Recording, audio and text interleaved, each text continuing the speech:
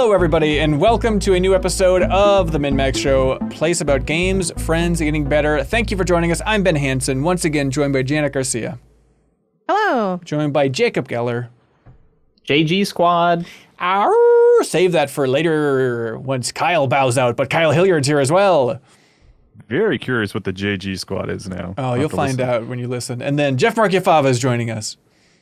Half the JG Squad. Yeah!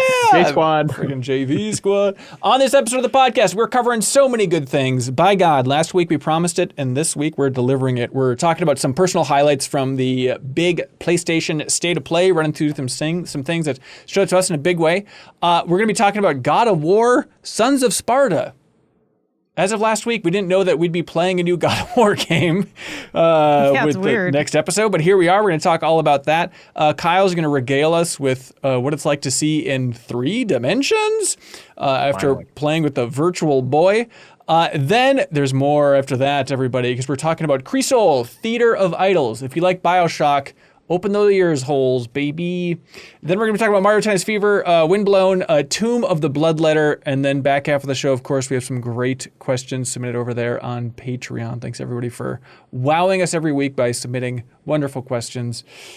How's everybody doing? How's everybody feeling? Good. Ready. We went from there being not a lot of games out to being a lot of games, I feel like, really quickly. You're right. The flip has happened. Finally. It's like we were... maybe because it's like on top of everything else, now I'm playing like 30 hours of Mewgenics a week. But like, it really, I was like, what do I play? And now I'm like, God, how am I going to play all these things? You're right. Yeah. I was like playing Golden Sun, and I was like playing Fortnite Festival with a Rock Band guitar, and now I haven't played either of those in like weeks, and I'm like, well, guess I don't get to play those anymore. Go, Kratos. Yeah, it is funny. I was like, it felt like we were wandering through the desert, and Cairn came and gave us like a beautiful cup to sip from, and now it's just we're suddenly at the bottom of the waterfall. Like, okay, all right, now the year is on. Time to start sprinting. We're here. But we haven't really touched on it again since Jeff talked about it a little while ago. But are you digging Mewgenics, Jacob?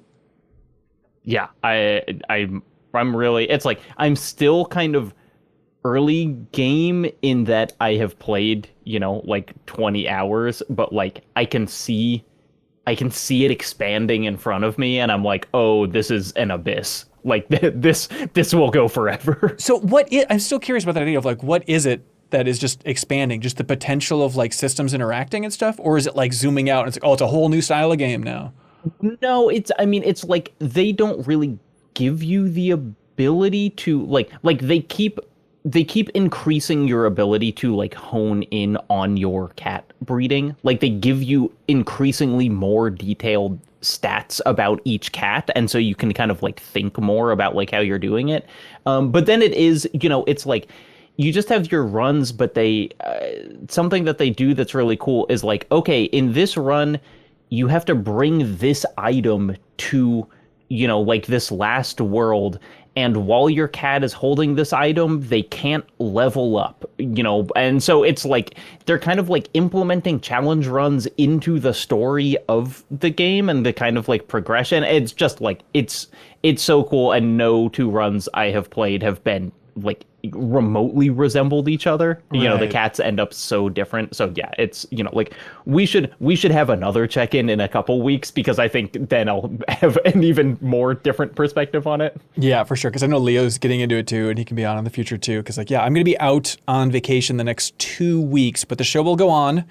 Things will go on as normal. We're taking a pause on New Show Plus for those 2 weeks, but we'll have bonus content kind of filling that slot and stuff. All right, should we jump into this big new game, God of War, Sons of Sparta? Kyle, you've probably been playing the most of this 2D Metroidvania. That was a surprise shadow drop last week. I'm curious, Everyone else has dabbled other than Jeff, I believe, but how are you feeling about God of War, Sons of Sparta at this point, Kyle? I am feeling middling. Middling? Middling. Yeah, the more I play it, the more I'm kind of coming down on it. And disliking elements of it. There are parts I do like. I really love the universe of God of War. Like that series, I have played literally every game like when they launched. Like I was there for God of War 1, And my my God of War bragging point that I bring up entirely too much is that I played God of War Betrayal, the like pre-smartphone God of War game. Which is relevant. It's like, it's the same perspective here. Like, it was a reference point, you know, like, of course they're aware of, hey, we've done 2D God of War before, technically.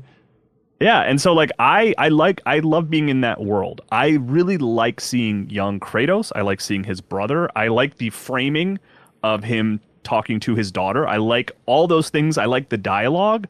But as far as it fits in that genre of like Metroidvania, which I didn't realize how much of a Metroidvania it was from like seeing it on the State of Play. Yeah. I thought it was more closer to like Shinobi or Ninja Gaiden, where it was like a straight ahead action game, because that seems to be the sort of the trend now in a weird way of like, we're going to take that really popular and expensive franchise and make like a 2D action game out of it.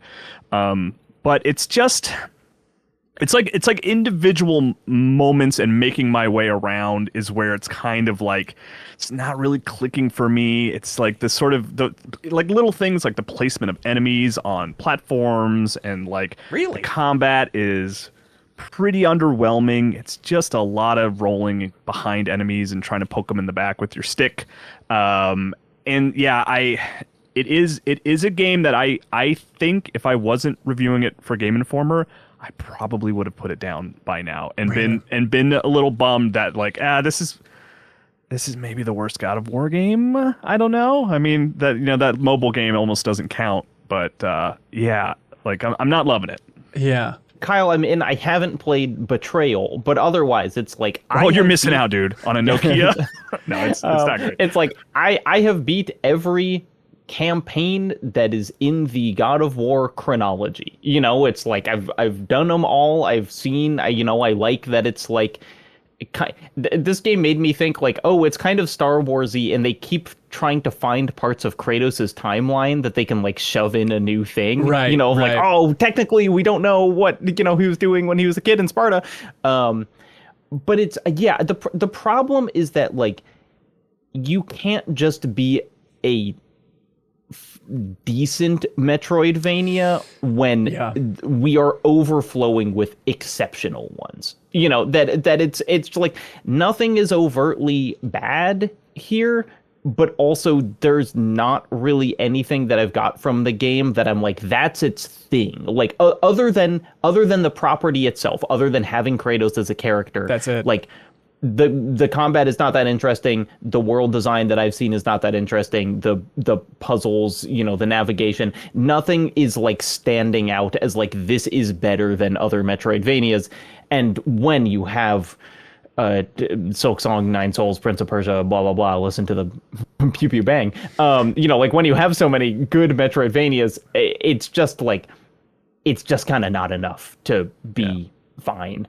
Like just south of like solid almost. Like I don't want to come off as like saying it's like awful or anything, but it's just like there's nothing that's really elevating it for me other than I like Kratos and I do like seeing him as a kid, Yeah, it is. And please go ahead. No, I had nothing good to say. Please.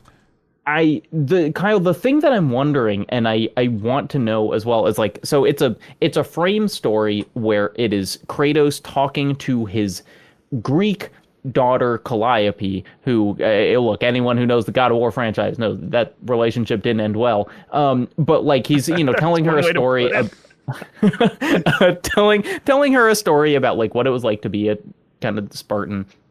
But the weird thing is, knowing this story, it's like, well, Kratos should end this being kind of, a God of War 1 style asshole. Like the arc of his character is being a deeply angry and rage fueled man who gradually turns that ship. But it's like, if it's a prequel to everything, then the place that you're ending is like, and now I'm ready to be the world's biggest asshole. And I'm almost curious enough about what they do with that to like want to see it to the end. Cause like I said, it's like, I like Kratos. I like him as a character, but I don't know kind of how prequel-y they're going to make this. Well, I thought it was interesting even like starting out like, hey, 13-year-old Kratos, what's he going to be like? And then it's like, he's kind of just stern, stoic guy in the beginning too. You know, it's like I was expecting like, okay, is he going to be softer, and then that's his journey? So if the journey is just learning more about his role in the world and appreciating or being more frustrated with the gods by the end of this, like, is there a lot of good narrative development, Kyle, so far? Like, I know you haven't finished it quite yet, but are you like interacting with the gods and stuff, or is it pretty grounded, just go run around Sparta and explore? It's pretty grounded. You get like gifts from the gods, and there are like interesting discussions to me of Kratos talking with Deimos about like, you know, I don't know about these guys. Kind of like there's like a little bit of that. I think they might have to die. You can see them erecting a giant Ares statue in the distance, like that kind of stuff. That's fun. I like. The backgrounds are great. Yeah. Like the backgrounds of the art are really cool looking. It's just like Kratos is interesting because he is just kind of a stoic jerk who like is really trying to be a good dad by the like where he is now in the franchise. But it's like he's not like a character I want to like hang out with. You know, he's not like, you know, I mean, I know everyone has their qualms with like Nathan Drake, but like he's like a fun guy. You know, Kratos is not a fun guy. He's just really well realized to me. Like I understand why he's angry, and I understand where he's at. And it's fun to see this sort of version of him being like learning to be a leader and trying to help his brother and like trying to have these little moments of being like a good sibling and like doing okay. And just also, man, it's crazy to like play this game and be like, this guy's life is gonna suck. Like this, he doesn't even know like what the rest of his life is gonna look like, and so that's like the part that I like is like the characterization and like seeing a sort of a different version of him. But yeah, I mean, it's not like I haven't really encountered a lot of like, oh, that's really interesting lore that like that means more to him than he knows right now. I haven't seen much like that, you know. And to be like nitpicky about it, I think his interactions with Calliope, who we know he did love, you know, it's not like the kind of Greek Kratos did not love his children, but the way that he speaks to her is much more Kratos speaking to Atreus than kind of what we know in a way that almost makes the characterization feel a little lesser, you know, where it's like the way that he's just like sternly, you know, kind of telling her lessons is like, yeah, that's God of War 2018, you know, that's and so it makes the characters feel a little closer together, where I think part of the interesting arc of the series is like they start so far apart and then, you know, whatever.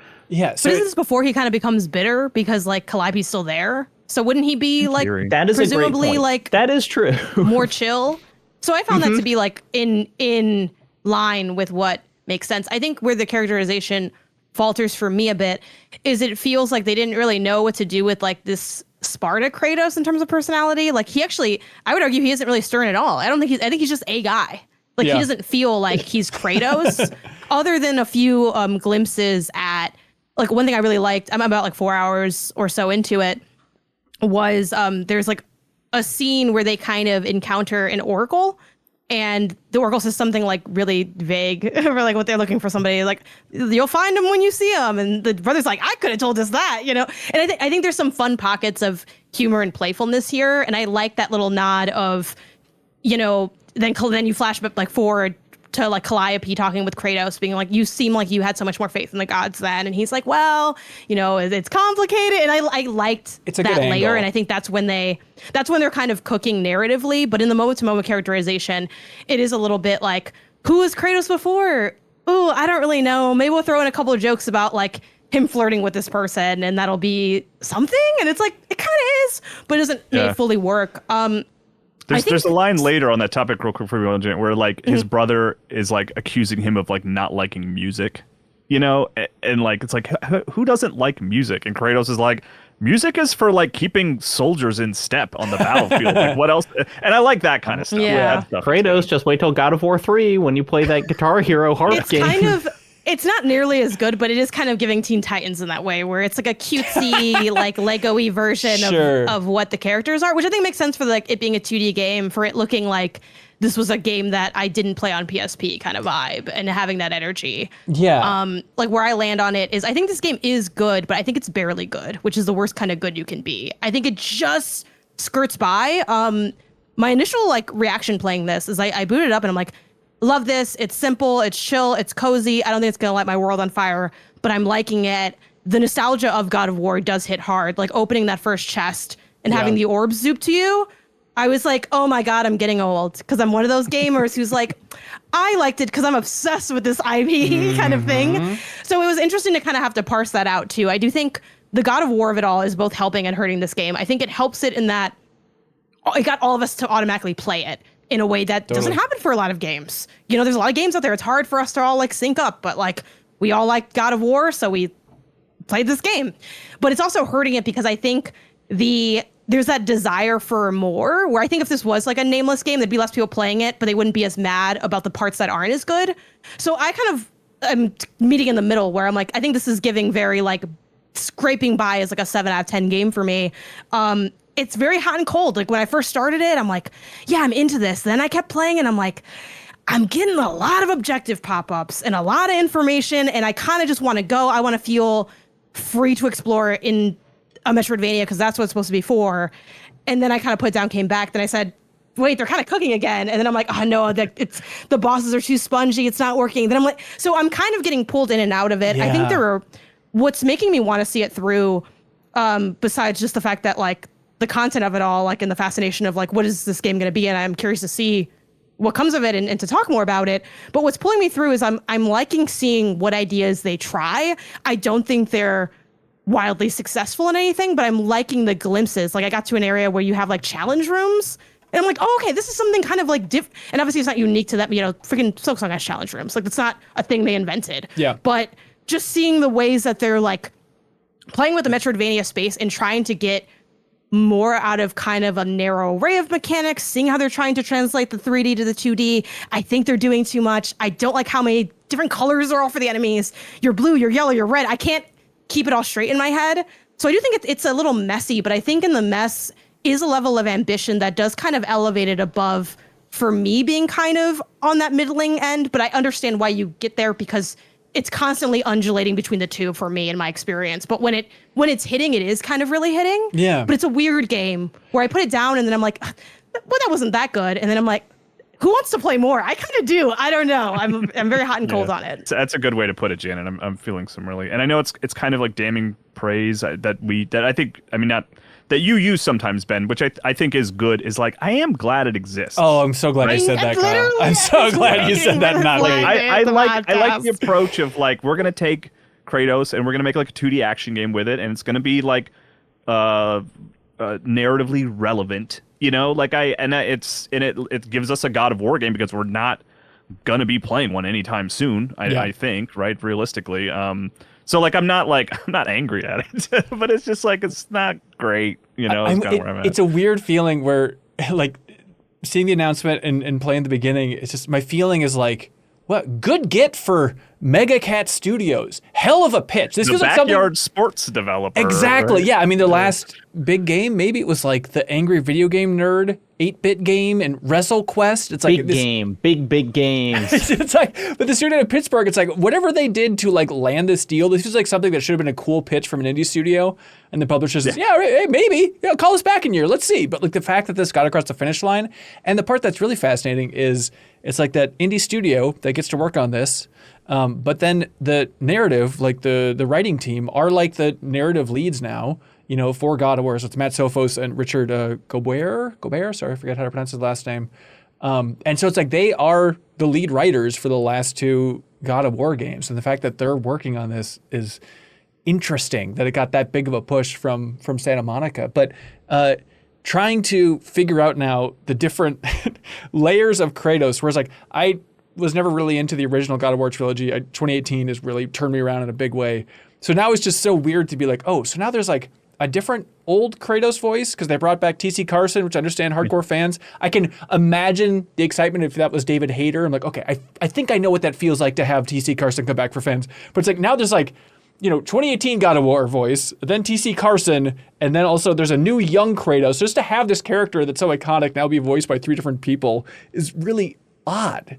And it all kind of is this gateway, especially, you know, with Valhalla, the DLC for Ragnarok, of kind of tying back in some of the Greek stuff again and making him wrestle with his past more. And now it just feels like the future of God of War is going back to the Greek era with the God of War remake trilogy, right? Yeah, geez, we will talk about it. Can I just, on the topic of the writing of the game, I posted this on Blue Sky, but there was I obtained an item in this, and it had the most baffling tooltip box I've ever seen in a Metroidvania. I'm just going to read all the words in the box in order.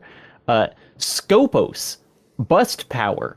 The Lycurgus bust now possesses the power to activate optical receptacles by emitting an energy beam from the eyes. That's right. Just like, what's going on here? What does Scopos mean?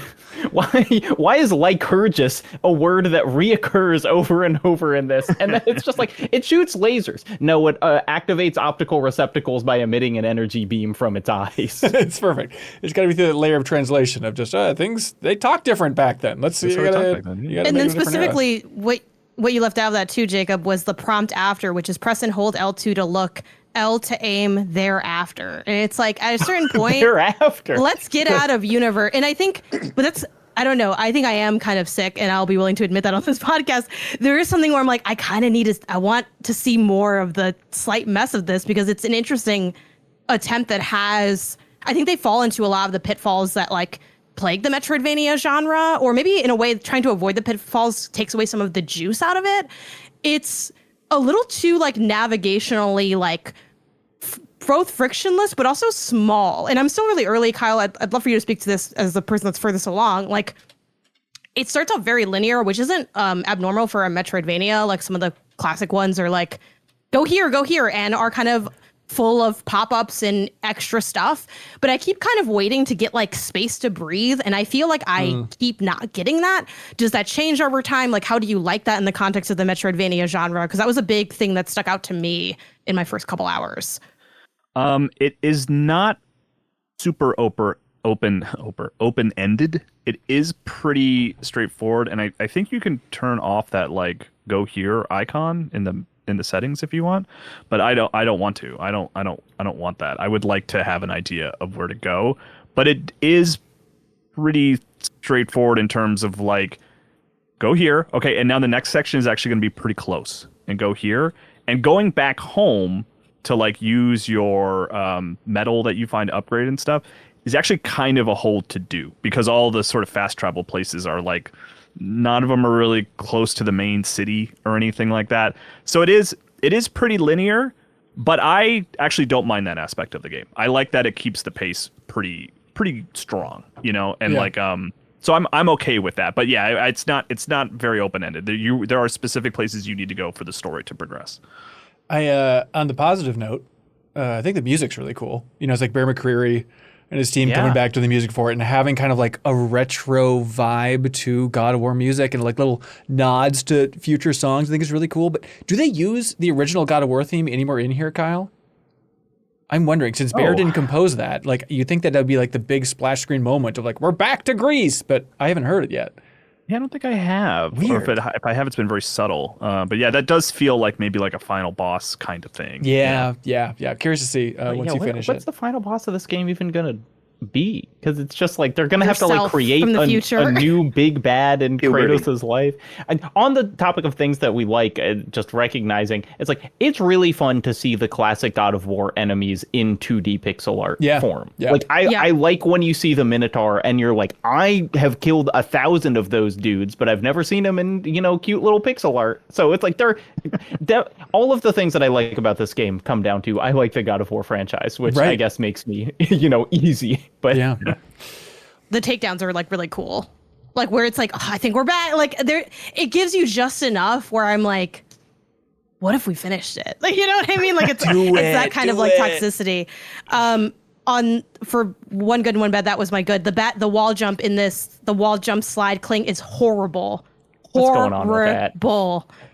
I didn't need to say that, but I felt like I had to share. Where else am I going to share it? So I had to tell you guys. It is awful, and it will improve. I promise. Oh, it can't not. Yeah, right. Yeah, you can only go up because and even that's very difficult to go up when you're trying to wall jump. But God, yeah, it's terrible. But I'll say I have not wall jumped in quite a while. Interesting. God of War, Sons of Sparta, everybody. No one has logged how long to beat yet. I wonder how many people are going to check this out. It's weird that it's kind of 10. I'm like 10 or 12, I think. Okay. And I feel like I'm at the 70 or 80% mark. I don't feel like I'm running towards the end, if that makes sense. Right. Yeah, Okay. I wish it was a little like maybe more contained, which is also a Metroidvania problem. Some of them are quite lengthy for what they are. Yeah. All right. Curious if there's people out there who are really digging it. Like, the studio's pitch of like, we want to make what God of War would look like on the PS1. It's like that. I hate to be a parody of myself, Kyle, but I'm totally with you. It's like, I'm just glad that they made it. I'm glad that someone tried, even if it's not a home run slam dunk. It wasn't Kratos like victory that lap. Horizon game that you guys were so excited about last week. Don't even get me started on Where that did we land on turd, that? is what I should have said, apparently last week. Hey, speaking of turds, let's shine this one. The Virtual Boy is Jeez. back, everybody. Here we Oh my go. God. Okay, that actually works. Yeah, I was This like, is such what a game weird is he gonna episode? dunk on? 2D God of War and Virtual Boy. What year are we in? Run, don't walk. Some type of someone went back in time and changed one thing, and now we're here. $100, buy the Virtual Boy, and then get the subscription to play the games online. Kyle, God bless you for getting this thing. I did have a moment of weakness a couple weeks ago of like, let me see if I could get one of those suckers. And it was like sold out on Nintendo's shop. And then on Tuesday this week, I called a GameStop and I was like, hey, how many of those Virtual Boys you got? And they're like, we don't sell old hardware like Virtual Boys. And I was like, no, like Nintendo's new re-release. And they're like, we don't know what that is. That might be just a Nintendo thing. So it's like, I guess it's just on Nintendo's site, which I had not factored in, the fact that it would not be sold in stores. Usually the case with all their re-release controllers and stuff like that. Okay. Like you have to buy them there. Yeah. That seems odd to me, but I guess I won't question Nintendo's strategy for making boatloads of cash. Because they got it out of you, Kyle. So what is it like putting a Virtual Boy on your damn face in 2026? Oh, it's bad. It's not good. I'm just glad it exists. But damn it, I want it. Like I haven't played a ton with it. Like I played I went through like I almost all the games I played for a little bit. And shockingly, Wario is like the closest thing I can offer to like a recommendation that's actually worth playing because it's like a 2D platform. Right. But like Tetris runs at like 2 frames a second, and like Tellero Boxer is like confusing. Yeah. And it's but like. Yeah, but Wario's cool. Wario is fun because it's like you can jump between planes and stuff like that, and that actually works. But I mean, on the positive side of this thing, which not to like repeat ourselves over and over, but I love that Nintendo did this weird It's awesome. thing. I think it's cool. I think it's overpriced, and I don't think these games are fun. But like I love that I can experience Virtual Boy exactly as it was on a modern platform, and I'm glad, and I love that Nintendo is acknowledging it, and like sort of like there's like you can say this is the worst console that Nintendo has ever released, and like it's totally accurate and like fine, and and it's like, and they're like, yeah, it I know they're not saying this obviously, but like there's a tone of like, yeah, we know this thing sucks, but like, don't you want to see like what it was? Yeah. And it is totally unique. I mean, there's like really, I mean, there's nothing really like it in a way. I mean, I guess you could. And why point is to, that? Like, I mean, they tried. Man, they tried something. They really tried something. But yeah, I'm like weirdly happy about it. I'm really excited to give it to my daughter, just to get whatever quote comes out of her mouth. Just to have her like peek into it for a second and just be like, I hate this. I hate everything. Why is this happening? Why are you Say, making Dad, me I'm do glad this? you like this. Yeah. And my response is, I don't know that I do, honey, but like, isn't this weird? And it's like, yeah, there's like the subscription angle, which changes the math a little bit, but it's like, they technically have the cardboard version, which how much is that for the cardboard version? God, I think it's 30. Yeah, which 25. Yeah. Actually, I have not tried the cardboard version. I really considered getting both because I'm a masochist and I'm part of the problem. But I didn't. I overcame that temptation. But I do suspect that like the cardboard one might actually be the more comfortable one to play. What? Because like it really is not a comfortable system. Like there's like really not a great way to set that up to play it like on a table or something. Like I've never found a way that feels good to play it, where at least with the cardboard one you can kind of hold it against your face like you could Labo VR, Hang on, Jeff, I think is gonna drive to your house and slap you. I'm so happy to be here for this conversation. This is the most entertaining conversation. You sound I've happy. listened to. And I'm happy that you started it, Kyle, by just saying that it's terrible and that the games are bad and it's not fun. Yeah, except for Wario. I would argue Wario was fun, but it's not fun to play. Sure. It's fun, but it's not fun to play. Like the concept of it just coming back is the fun part. If you play, I'm sure you can emulate it. If you played Virtual Boy Wario Land on just like a 2D screen, you'd be like, yeah, this is a solid Wario game. This is like, sure. This is good. Yeah. So find some other way to play it. I didn't know, Video Game History Foundation released a video, which was fun, about like them showing off the Virtual Boy in 1995 at a show. And I didn't know that there was so much footage out there of Mario Land, of them developing a Mario Land for Virtual Boy. And it looks freaking sweet. Like I saw that and was like, that's the game I want to play. And I don't think it's cobbled together enough for them to ever release, even though they're releasing some unfinished or previously unreleased Virtual Boy games and stuff. But like it was cool to see what was attempted on this system. But here's my conundrum for you, Kyle. Do you think, first of all, here's a better way to ask it. How many units do you think they'll sell? Let's say cardboard and plastic of this re-release of the Virtual Boy. Like 20,000? 20,000? I don't know. You ask about numbers, and it's like it's so hard to pinpoint these because there's no rule. I never know what video games sell. Like even if you look at like, I have no idea. You can look at like player count numbers on Steam. You can look at the numbers of physical sales that don't include digital sales. I don't know. Like, is there really a good metric? Is there ever like? I mean, occasionally Capcom and Nintendo, I think, will share stuff more than most. I mean, some companies are certainly cagier than others. So here's a frame of reference. Apparently, the PlayStation Classic, during its first week, sold 120,000 units. I'm trying to look to see what the total sales are for that system. But my question is, how many Alarmos sold? I think that's kind of where we're looking at. It is that level of freak territory. Because it is like, you dummy, you'll buy anything. That's the Alarmo and the Virtual Boy. Yeah, and right? there's certain things. Every Nintendo fan has that moment where they decide like how far down the dark alley are you going to go? And Alarmo is definitely I cannot keep walking down this road. Yeah. I already got the Game & Watch that I sold to my retro store because I never use it. Why did I buy it? Because Mario told me to, and I love Mario. I do think it'll sell better than Alarmo. I mean, maybe. But it's more expensive than Alarmo also. So I think because I think a lot of collectors were like, what if I just had, there's definitely the people that will buy everything for their collection. Yeah. But yeah. I mean, my thing has been with video games in particular, I really am obsessed with like singular experiences, like I mean, it's the reason I bought, my brain is broken today.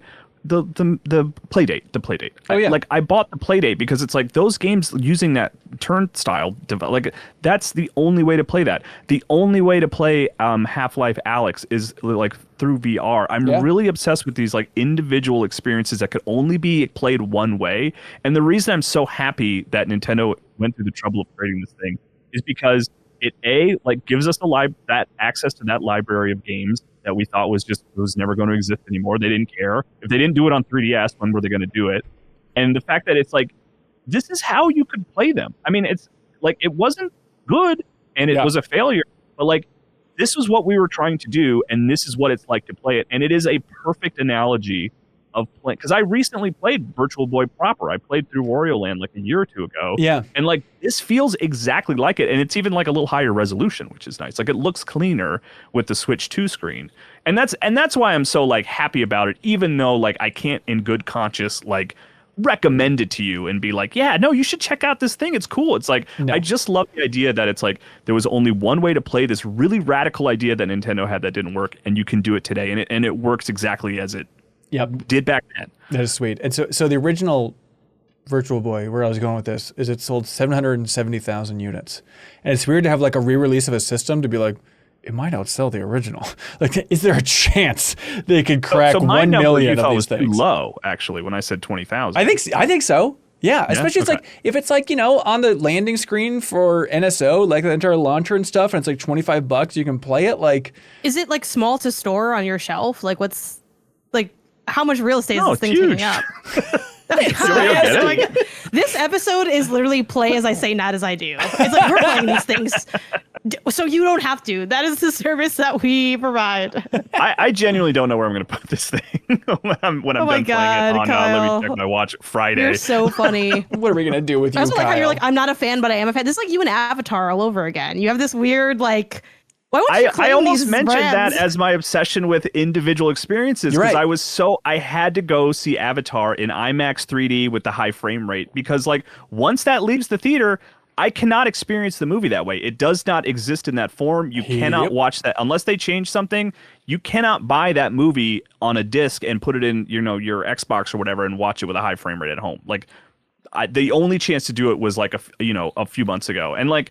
That gets me, like I want to try that thing. I want to get on that ride at Disney because it's like, there's no other way to experience it. You know? Yeah. That's how you live a full life, Kyle. You want to live. That's right. I want to spend my days staring into the red and black darkness of Wario Land as my that's neck beautiful, man. progressively hurts and it asks me at the beginning, is it okay if we pause this game automatically every 10 minutes or so? And I'm like, yes, please do. Oh my God. I think I mentioned it before, but I was talking to a friend recently about it, where it's like, just thinking about my own history, it's like, oh yeah, I played more Virtual Boy growing up than Super Nintendo, because like none of my friends had a Super Nintendo.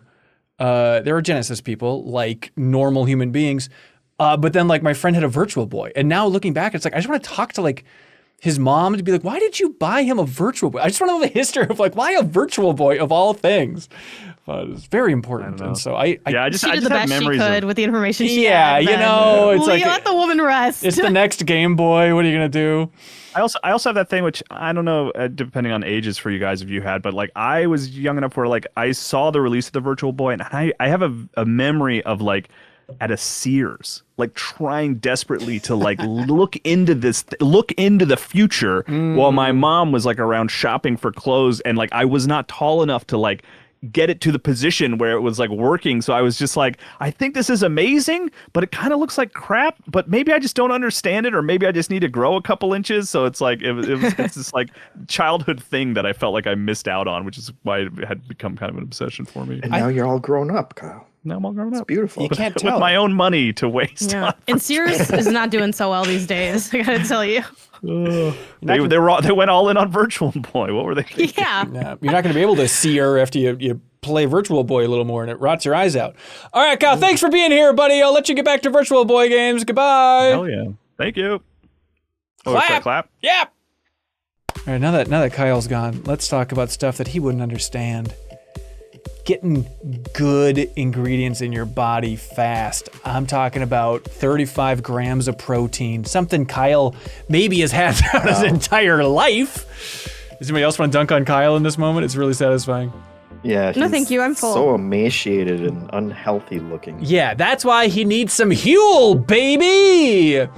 Talking Huel, it's got 27 essential vitamins and minerals, no artificial sweeteners, colors, or flavors. It's a complete meal, and you can literally grab it and bring it on the go with the ready-to-drink bottle of Huel here, Jeffem. Jeffem, when I have Huel in the fridge, I feel like an adult for the first time. I feel ready to go, and I open my little drawer where I keep my Huel, and I wear my Huel t-shirt, my Huel hat, and I stop talking to my wife about Huel for 1 minute, and I look at it, and it's just a delight. Hey, look at it. It's strawberry banana flavored Huel. Delicious. If you manage to miss a lunch, something like that, you need a quick blast of vitamins, meal thing ready to go. You got strawberry banana, chocolate, vanilla, iced coffee flavored, each more delicious than the last in Huel. And they have different options for you, Jeff, because you're a man who likes to be specific. Customizable type of man. That's why they have the Black Edition powder as well, so you can measure out exactly how much you want, if you want a little Huel, or if you're feeling, Jeffem, like you need a lot of Huel in your life. They got options for both, baby. So for a limited time offer, you can get Huel today with the exclusive offer of 50% off online with the code MinnMax at Huel.com/MinnMax. New customers only. Thank you to Huel for partnering and supporting the show directly. And you can fill out the post-checkout survey if you want to support MinnMax more directly and keep Huel around. Center base in the chat said Kyle Huliard. Kyle Huliard! How did I not have that? So funny. We're gonna turn him into Huliard once he takes one sip. We need to have Huber back on so we can have Kyle Hewlard and Michael Hewlberg. Which Center Base has been killing it too, because they also said Kyle is haunted by virtual femboy, a deep cut if you've watched both the 210s and the random new show plus with Pope Leo. So really appreciate that. So State of Play, it happened last week. You can check out MinnMax's YouTube channel if you want to watch our full reaction stream there. I was at DICE, and it was very fun to huddle in the hotel room to gather around for the big State of Play, which was like a really, really solid one. Good range of stuff without like all of the big studios having bombshell announcements. It was just like a nice third-party showcase, some interesting reveals. Have you from seen first that party. it's their most watched State of Play ever? Oh, no, I missed that. That's interesting. And their longest one too. Yeah, it was a beast. It just kept going. Jeff, what do you think was the big eye opener for you throughout the entire show? What captured your imagination the most? In terms of like what I want to play most, Probably. I'd have to say Saros, even though it wasn't like a new announcement or anything, but Just like a sign of life from Saros. It's like, all right, that's the key. that one's looking super cool. Yeah, and I wasn't even the biggest Returnal fan, but like I enjoyed it, but just kind of bounced off of it faster than I had hoped. But, Yeah. This one's bringing me back for sure. Can I say the thing? Because I also want to talk about Saros. The one thing that got me the most hyped in that trailer is they showed there's like a weird difficulty scale thing where like in a lot of games there are accessibility settings where you could like make the game easier. A lot of roguelikes also have you can make the game harder settings. In Saros, they showed there's a big dial that goes back and forth, and you can turn on some make the game easier settings, but then you have to balance it out with some make the game harder settings. And I was like, that's the coolest thing I've ever seen. Like, it's like, oh, all the enemies are slower, but also they like leave a pool of acid when they die. Or I just think it's so fun to be able, because it's like, I like the Hades being able to make it harder if you want thing, but I'm always kind of like searching for the reason that you would do that. And I just love the concept of like, you got to balance it. You got to, you can have some treats, but you also got to eat some vegetables. Yeah. Yeah. And that thing's coming out soon. When is Saros actually launching? April 30th. That's going to be hop, skip, and a jump if we're actually playing that thing, which is so exciting to see. Janet, what was your biggest wow? Definitely Kana, Scars of Kosmora, if I'm saying that right. This is not like the only thing I care about in the showcase. Is a little dramatic. There was other cool things, but this was like tailor-made for me and the 9 other people who were really attached to Kana Bridge of Spirits. I love seeing that this game's getting a sequel. I think this game had a lot of really strong elements, but definitely had some notable flaws to it. It was both like a PS2 game positively and negatively, where some things were a little too crunchy. The difficulty spikes for the final boss were like ridiculous. Definitely some rough parts, but a lot of fun in it, literal and figurative magic to Kana Bridge of Spirits. And seeing that a game like that is getting a sequel. Yeah. This is a little dramatic, but it kind of feels a little bit like a miracle, because I do think, especially like in today's era, if you're not coming with like a certified banger out the gate, you're not going to get franchised, especially when you're not a big IP. So to see, and this was Ember Labs' first game, like Kana Bridge of Spirits was like their first video game, to sort of see them get another shot at it, it's like, oh, this is like all I could want from something like this. An IP that had promise, had good things. I generally enjoyed my time, and I never would have thought that we'd come back to do more in this franchise. So I'm super excited to play that. Yeah, I think it's you're right. We talked about it in the reaction stream, but it is like, this is exactly, the last Kana game was exactly the type of game that needed a sequel of like, awesome, looks great, a little rough, a little challenging, like give that team another chance to cook with the ingredients they already whipped up in the first one, like adding mounts and seems like more explorable spaces and stuff. Like that's going to be an awesome release for later this year. Kind of in that vein, were you guys also intrigued by that Crimson Moon game that released, where like as we were watching it, we're like, is this Castlevania? Is this Darksiders? Looks like a fusion of Castlevania and Darksiders, but it kind of has that similar kind of, I don't know, slightly bulbous, really good looking look to it. But I thought it was an interesting release that's also coming out in 2026, and it's from probably Monsters, which is interesting because this kind of the larger studio that was founded by some former Bungie developers that left, and then Concord was actually developed like in that umbrella before Sony bought the Concord studio individually. And so like the rest of that unit is still going. And now this is a big reveal for them that they're making this game that it does seem just like Darksiders co-op Castlevania stuff is the best way to sum it up, I think. That's my big question is just like, how Dark Soulsy is it? Sure. You know, because now I see just any guy with a sword in a castle, and I'm like, Dark Souls game. But like, yeah, it could. Darksiders was not a Dark Souls game. You know, like I'm curious how, where their influences are coming from. Yeah.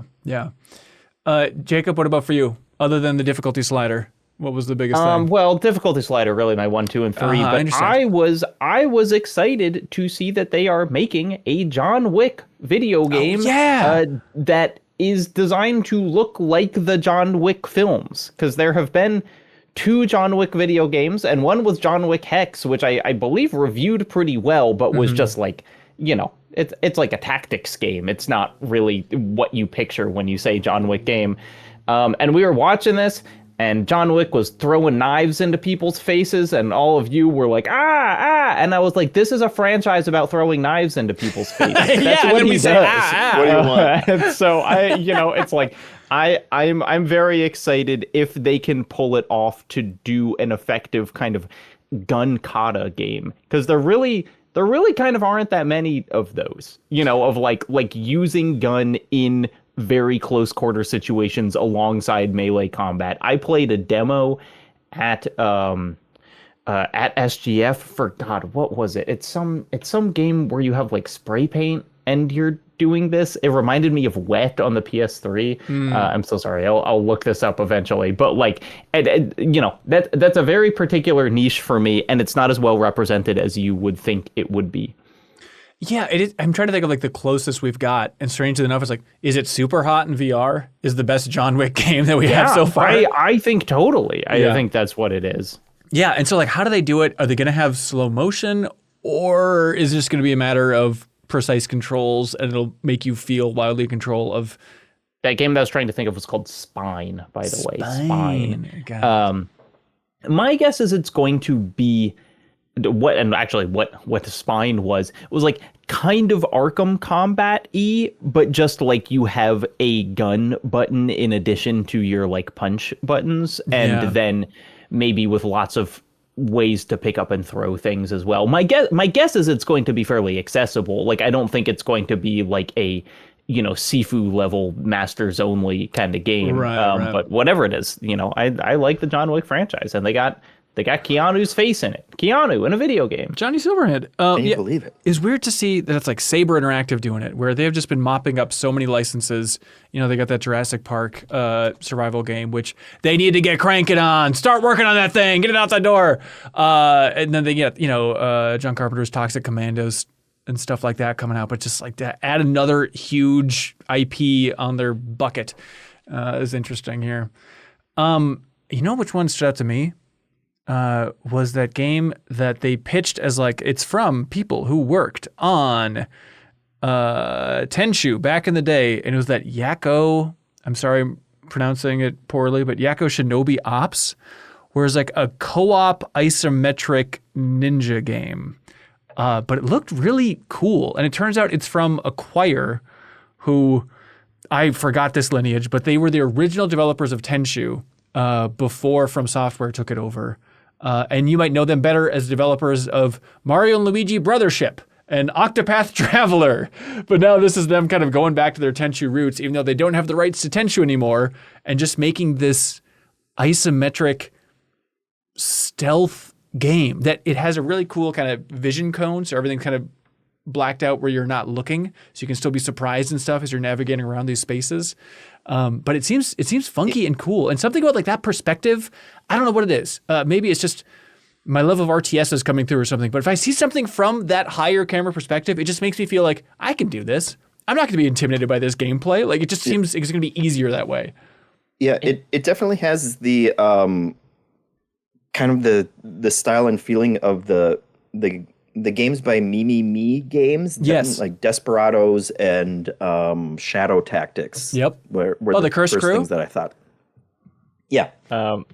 I'm really curious about the, like, I can't really think of a co-op stealth game.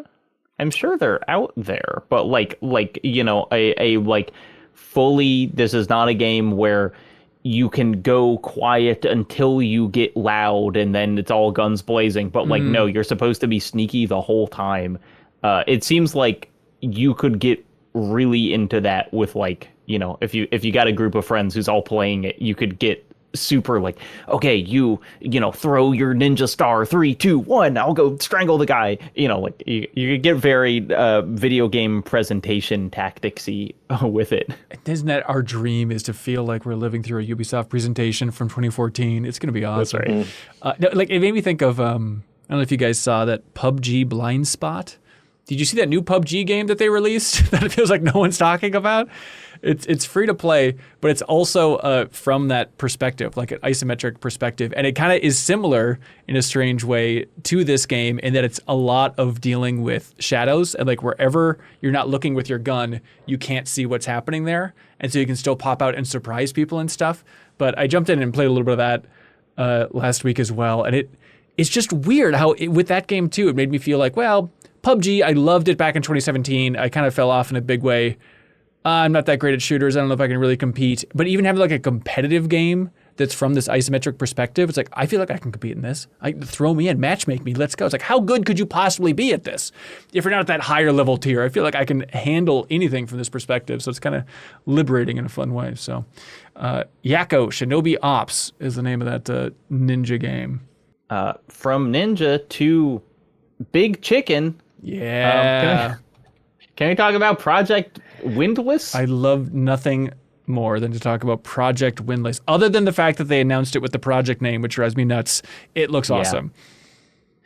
Yeah, it looks really awesome in kind of a way where I'm like, is this real? You know, and like sometimes you see, I feel like, especially like games from Korean studios where you're like, this seems like every kind of game. What is this? But then like Black Myth Wukong came out and like that is a real game. You know, it's like that game does look great and have these like giant environments and bosses and whatever. And so seeing this trailer and just be like, you're playing as a giant macho rooster and the gameplay looks kind of like Dynasty Warriors-y, where it looks like you're fighting like dozens of people at the same time. Yeah. It's just a new action, you know, like a totally new idea, or based on a book, which I actually also think is cool. I think there should be more games that are based on like fantasy series. So yeah, I have no idea, like, this could come out and be a disaster, but I just like the trailer was just very exciting. I am totally with you.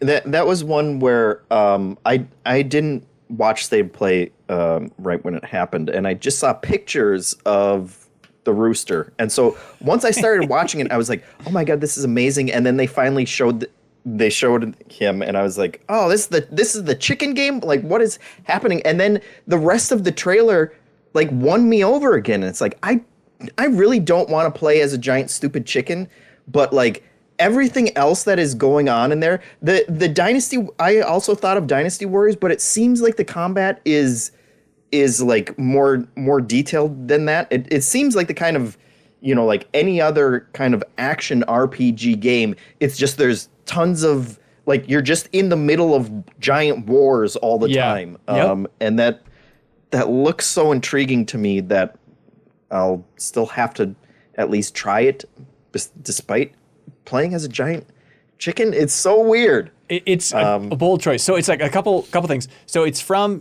this Korean book series called The Bird That Drinks Tears, but it's technically set 1,000 years before that book series. But I guess in the book series they have like this race that's giant chicken people, and so when they're trying to come up with a game, it's like, well, of course that's the coolest race to play. It's like, why are we avoiding the obvious cool thing that'll make us stand out? And so it's from Krafton, which is, you know, South Korean, but the studio is actually in Montreal. And so a lot of the team, including the creative director, they worked on Far Cry like 3, 4, and 5, like the game director for Far Cry 3, 4, and 5 apparently. So it's like good pedigree. And also they said the magic words in their PlayStation blog post about like, hey, we're trying to make an open world game with as little hand holding as possible. We really want it just to be like, hey, here's a world, go out and explore it.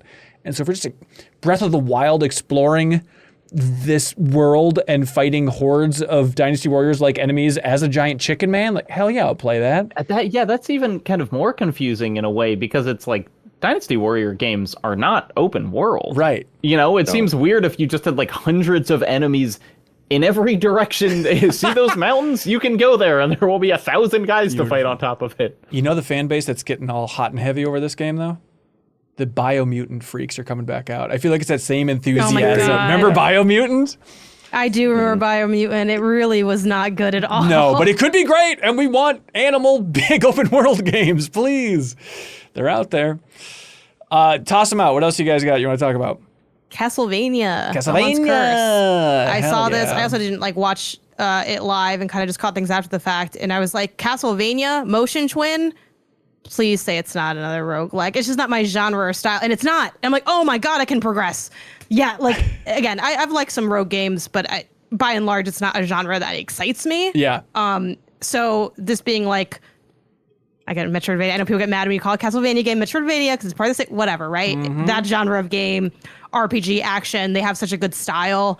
I never got into Dead Cells, but everyone talks about how much that movement rips. So it's just like, God, this looks like it's going to be fun to play, and it looks beautiful. And it's been what feels like a million years since I've dipped into Castlevania at all. I know they did the Dead Cells Castlevania DLC thing and all that, but Castlevania is a very strong part of my childhood gaming station seeds. I loved Symphony of the Night. I'm obsessed with Portrait of Ruin, so I would love to go back into that world and do that in the modern era. Yeah. No, I mean, Bloodstained is kind of scratching the niche for some people, and Bloodstained 2 is presumably coming out soon. But yeah, it's so wild to have Castlevania back, but then, from the team who made the DLC to Dead Cells, that was all Castlevania themed, where you would think that would kind of get Castlevania out of their system. Like, hey, we gave it our all for this roguelike experience, DLC for Dead Cells.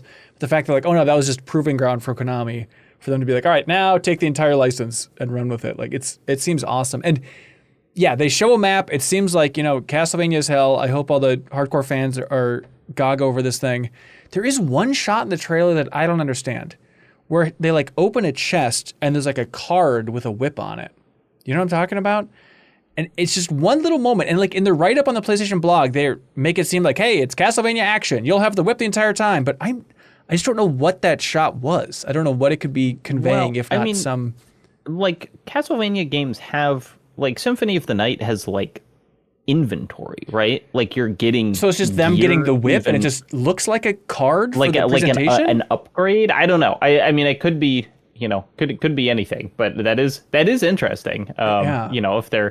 If there is some level of even though they are aesthetically similar, it's roguelikes are a very random genre. Metroidvanias are a highly not random genre. So it would be interesting to kind of throw a little bit of that in there and just be like, yeah, what if you get, a new item every time you do this or something? Yeah. Maybe they're we really have to make sure everyone sees the whip. How do we make it as clear as possible? And then we're all what just do make they a big mean by card the with whip? it. Yeah, I don't know. But I mean, the more likely thing is that it's indicating some type of mechanical system. It would be weird to have displayed it that way if it wasn't, but yeah, who knows? We'll figure it out. Excited to find out. Yeah, it's cool. It's coming out 2026 too, as well. And so you're playing as Trevor Belmont's successor, apparently, and then he's going to be in the game as well. The cursed man, Trevor Belmont. I know some people really care about the lore in these things, but I'm like, yeah, I could be Dave. I don't really care. Just give me the whip and let me start whipping. Yeah, those are the biggies. Let's see. There's still so much to unpack. Control Resonant, looks awesome. Just extended gameplay. And the fact that you're going to be messing with gravity as much as you are is the part that's okay. We're excited just for more action in the Control universe and a weird twisted version of New York. But the idea of there's going to be shades of Mario Galaxy and you're controlling where gravity is as you're exploring these New York environments, jumping around. I mean, it looked like Gravity Rush. Yes, because totally. You're in a city, and then the city is sweeping to change perspective as you change gravity. And enemies are falling around. So in the PlayStation blog write-up, they say, quote, "The challenge lies in relearning what ground is and spotting pathways on surfaces that are now at war with gravity." So, you know what? That sounds freaking cool. hopefully I love gravity disorienting the stuff right in way. games. Yeah, you got to mess with it a little bit. So that still looks freaking fantastic. Ben, Metal Yeah. Gear Solid 4. Oh my Time for God! the boys to be sickos again. Yeah, I forgot about that. Yeah, so Metal Gear Solid 4 coming out later this year in the confusing because it's the Volume 2 collection for Metal Gear, and this one comes with Peace Walker and Metal Gear Solid 4, but no portable ops. That is, because the first Master Collection had 5 games. Right. And then this one has 2. So it's like, they are bigger, they're bigger than like Metal Gear for the whatever, but sorry, what were you gonna say? Technically 3, because they have the Game Boy game as well. Ghost Babel. Yeah, they just didn't really focus on it in a big way. But here the big news is that, yeah, finally freed from the PS3, we're getting Metal Gear Solid 4. And having that like on other systems is going to be so awesome and odd because so much of that game was so PS3 specific that it's going to be really weird to play this on your Xbox time or to change Steam. the disc. Right. Or like, it's just, there's going to be a lot of just, with a game as funky as Metal Gear Solid 4, it's going to be a lot of little quirks. Like, are they going to have that podcast episode in there still? Are they going to record a new podcast episode? Are they just going to play that old Kojima Productions episode from 2007 or whatever the hell? Like, it's a bunch of weird anomalies that are going to be fun to unpack here. But you excited to play through this game again, Jacob? It's like, I think if I didn't have a reason to, I'm not going to play through the whole thing, but I'm kind of hoping to have a reason to. Mm-hmm. Like if we joked about doing another deepest dive on the thing, but I'm like, it is so wacky, but also so kind of like, you don't just kind of sit down for a casual gaming session with Metal Gear Solid 4. It's like you're going to be there for a while, no matter what you're doing. Yeah, it's an intense commitment, but it's awesome to see it back. On that Metal Gear note, I think it's really fascinating because Konami had like a whole chunk of this state of play that was basically just, hey, let's kiss Konami's ass for a while because they're releasing a ton of good games and they're really going for it again. And one of them that they showed in that chunk was something they showed before, which is a game called Darwin's Paradox, where it's like kind of a platformer puzzle game starring an octopus. But something that I think is really fascinating is they're like, hey, a demo's out right now for Darwin's Paradox, and it's all Metal Gear Solid themed for this demo. Since it's a Konami game that we're publishing here, let's just incorporate some of our IP. And I think that's such a cool use of a studio's dormant IP. Is like, let's let them slap it on an indie game to maybe get a little more buzz to support this smaller team and still give some thrill for the fans without stepping on any toes of the franchise, not worrying about what's canon. But just think about like the amount of publishers out there that are funding indie games and how many, just old IPs they have sitting around. Like for stuff like a demo, I think it's like a perfect marriage for get some eyeballs on it and then move on. Don't theme the entire game after it, but just for like a little one-off. I think it's a cool idea. That being said, I did play through it. And I wasn't really over the moon about it. Glad it exists. Glad it exists. It's one of those. No, it's like, it's interesting because I was curious how they were going to do it. Like if it's a standalone thing all about Metal Gear, that seems like a lot of effort. And it seems like, I could be wrong, but it seems like what they did is took like just a chunk out of Darwin's Paradox, the octopus game, and then just kind of like slipped Metal Gear homages in there.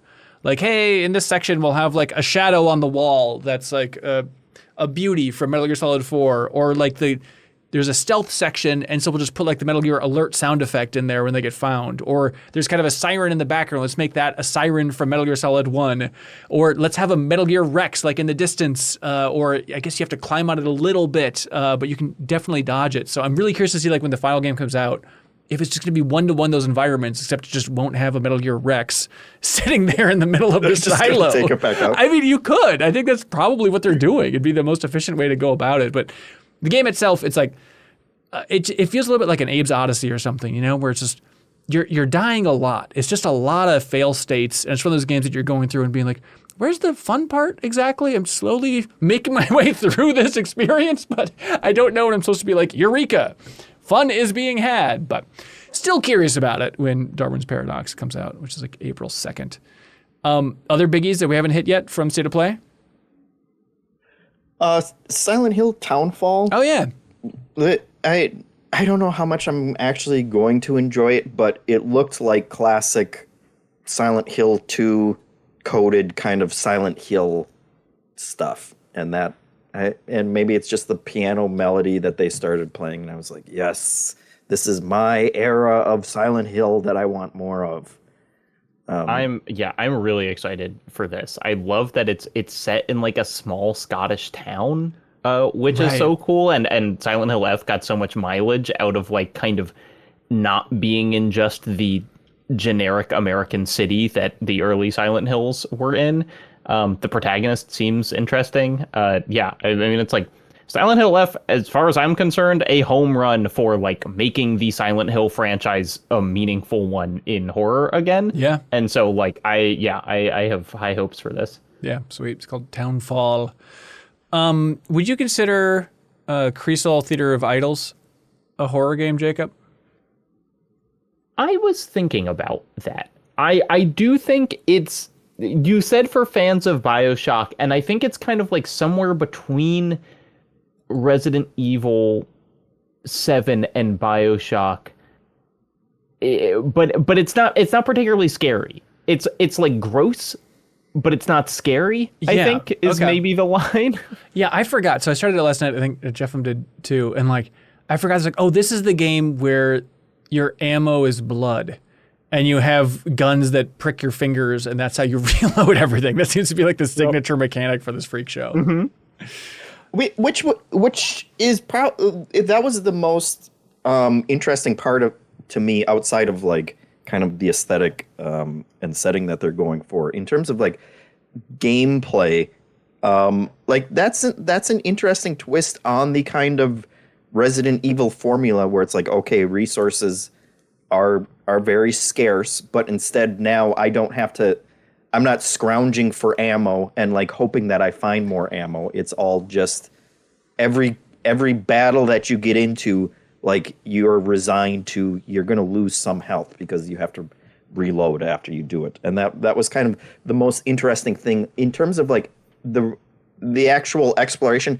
I didn't get super far last night, but it was incredibly linear in terms of like I am just following the path that they want me to be on, almost more like a like a haunted house that you're going through. It's hard to say. The structure of it basically seems to be like, hey, you got to get a thing from here. That thing, you need 3 keys for it. So first you're going to go over here, and then you're going to go over here, and then you're going to go over here. And so like the maps kind of get bigger because those are usually in the, it's like, oh, I found the second fuse, so now I can open this door.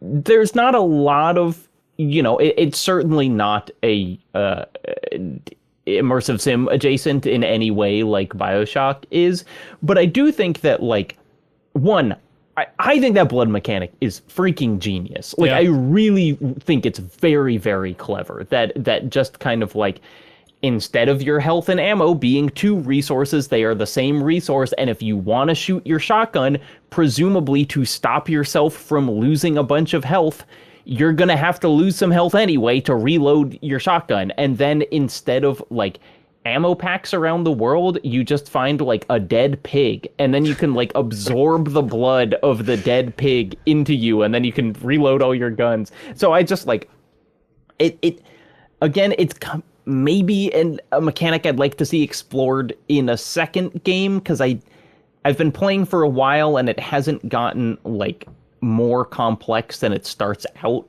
as necessarily. Okay. But I still think it's really clever. And then the other thing that this game has going for it is like, I think the art design here is phenomenal. Super cool like setting, it's really it is like, it is set in Spain, and you're part of kind of the reason you can do all this stuff with your blood and you get guns that look kind of like, Warhammer 40K holy weapons or whatever is because you like pledge yourself to a sun god. But like, it's Spain and it's about religion, so it's Catholicism. You know, it's like they're not saying the word Catholic, but like it's very much a kind of like, let's go see a crazy effed up Catholic world in the same way that like Blasphemous is about.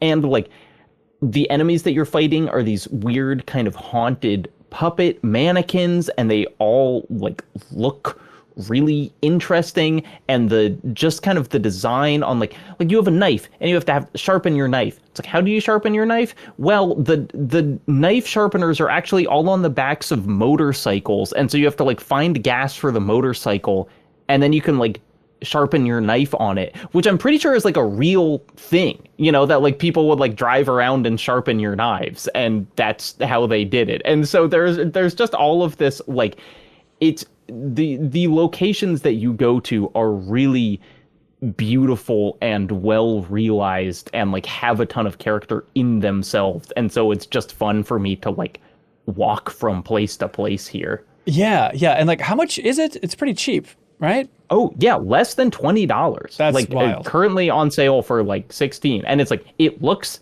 you can tell the shortcomings, but like if you see a screenshot of this, I think it looks basically AAA, or at least like high AA, from a visual fidelity perspective. Right. I really, even if I haven't finished it yet, and it does feel like it's getting a little longer than I wanted to play it as, but like the first 4 hours are strong enough on their own that I'm like, pay $15. Check this thing out. Yeah, there's a demo if you're feeling super cheap too. Yeah, but it's called a Crisol Theater of Idols. Like visually, I think it looks good. It's like early on, I was like, yeah, the English voice acting, maybe not the greatest. And so I just switched it to Spanish immediately. And it's like, okay, now it just feels like Resident Evil 4, which makes me enjoy it so much more in a weird way. I'm glad we had that same thought. Because yes, the voice acting is weird, and honestly I think it is weird in Spanish as well, but I'm just not as good at detecting bad acting if it's in a different accent or a different language. Oh, it's such a gift. Yeah, so it's from Blumhouse Games as the publisher, who's been cranking out a ton, and then Vermilla Studios from Spain there is the one that made Crisol Theater of Idols. So Jeff, cool anomaly, but you think you're done?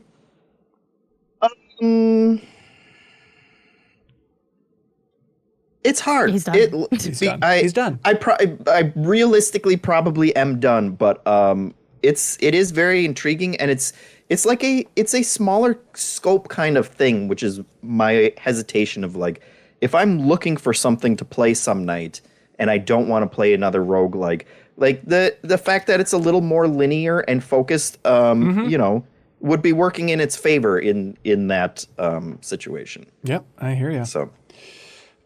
Cool. All right. Let's see. Ooh. If you needed a game recommendation, Jeffem, might I recommend something in particular? What? Calling a friend and asking them what game you should play. And I recommend using Mint Mobile to do it as your service. It's the year 2026, Jeffem. Stop overpaying for all of these phone charges. Just get something simple and affordable like Mint Mobile. They got everything you need. They got unlimited talk, text, data, but at a fraction of what others charge.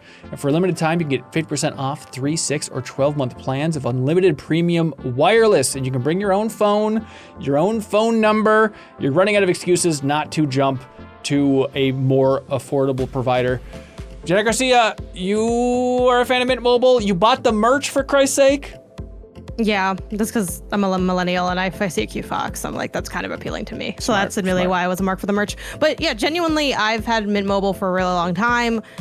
Like you said, the affordability was like the number one drawing point, and also the quality of the service, of course, was also on the table, because if something's affordable but it doesn't work, doesn't really matter. There you go. Yeah, this was vouched for me initially by Isaiah when we first got together. I've had this service since 2021. It's simple, it's quick. I pay sticker price $360 a year for unlimited data. It's a no-brainer. I've loved it. I like kind of try to get anyone on it that's like looking to make the switch, because I think it's genuinely like a really great place to be. So yeah, I've been super happy with it. Can't get better than that. So you're ready to stop paying more than you have to? New customers can make the switch today, and for a limited time, you can get unlimited premium wireless for just $15 a month. Switch now at mintmobile.com/min. MINN, of course. That's mintmobile.com/min, MINN. There's a link below if you want the direct link. Upfront payment of $45 for 3 months, $90 for 6 months, or $180 for 12-month plan required. 15-month equivalent. Taxes and fees extra. Initial plan term only. Over 50 gigabytes may slow when network is busy. Capable device required. Availability, speed, and coverage varies. Additional terms apply. See mintmobile.com. Thank you to Mint. Jeff, what is this about Mario Tennis Fever? And I challenge you to go throughout this entire discussion without saying I'm glad it exists. Because this is the new Mario Tennis game. The last one was in 2018 on the Switch. I love some Mario Tennis in my history. How is this new one? Yeah, you know what? It's good. It's a really good Mario sports game. For some reason, whenever you're like, hey, who wants to play a Mario sports game? I'm the only one who raises my hand. And I feel like every time there's something about Mario sports that always gets me in the door, and then I'm never enamored with it as much as I think I'm going to be. Yeah. But what makes this one a little different is I think this is the best kind of core gameplay, where it's like Mario Golf, like the appeal of, you know, Mario Golf and Mario Soccer and all those things is like when the first versions of those came out, there just weren't that many like 3D sports arcade kind of novelty games of those. And now it feels like you got Hot Shots Golf, and you got so many of these that, like, do we really need a Mario Tennis or whatever? Mario Strikers, I think was the soccer one. And where I feel like Mario Strikers was just kind of annoying to play against, you know, like the computers or whatever. This one, the core gameplay is just really tight. It's still really chaotic, but it is fun in a way that I think a lot of these like just don't live up to. Mario Golf is fun or whatever. It's fine, but this is the one where it's like I have like 6 different shots that you can do at any given time, and it gives you a lot of control in these very chaotic battles, and it is so fast and it is like legitimately simplified. I don't think you can hit a ball out of bounds in this game. I think they all just will go straight into the other person's court. So it's really just like I am going to balance which power moves that I am doing in order to like sneak it into this very specific place, and then the entire court's going to burst into flames or whatever. And that is the entertainment of it, and legitimately kind of carves out its little niche for an arcadey tennis game in the year of our Lord, as it is. Yeah, speaking of the year of our Lord, Backstage Pass chat, they nailed it on the head. They said, "Yeah, it's good. $70 good?" No, of course not. What the f*** is Nintendo doing with $70 games in the first place? If it's not a Tears of the Kingdom, then no, it's never going to be worth $70. It's tough. It's tough. Like if this was like $40, you'd be like, hell yeah, I want some more Mario Tennis in my life. You know? Yes, that is a reasonable amount of a arcadey game that you can play with, you know, your kid. Which my kid started it. He enjoyed it. We played the campaign. Which these campaigns, they have really like they have fallen into this formula of like go do a bunch of little training things that you have to run around and do in order to pad out like what we're going to call a campaign in this. And here it's like a bunch of little mini games. You like all the Mario characters get turned into babies at the beginning, and so you have to train back up in order to go back and fight the boss that turned you into babies. And so every lesson that you're learning is like before you do the lesson, Toad's the captain obviously, and he's explaining everything to you. Before you do the lesson, you have to do a little mini game in order to like buff up that part of your body to get stronger. And they're all just like goofy Mario Party-esque kind of little mini games. Some of them are more themed about tennis than others. But like after doing a couple of those, my kid was like, he wanted to go back to the main screen, and he's like, I don't want to play as baby Mario. I want to play as Mario. And he was already done with it. So I don't know what Nintendo's doing with the campaign modes. It's not worth it. But the core Mario Tennis is something that I've had more fun with, and it feels like a kind of sports activity in the Mario universe that you could actually get competitive with. For God's sakes, I would never play it online against human beings, but as like a local kind of party game that you're playing with friends, that would be it would be a fun one. Yeah, that's sweet. But not $70. Get out of here. Well, I understand. Come on. I understand. Don't worry. It'll go on sale and it'll be $65 in the year 2038. So we can look A forward. Nintendo game going it on will sale? never it will never go on sale. And also part of the problem. But it could get resold at a local game store, Can and you that's imagine? the sale that you get from Nintendo. That's right. Mario Tennis Fever. Sweet. Yeah, I want to play it. I want to check it out at some point.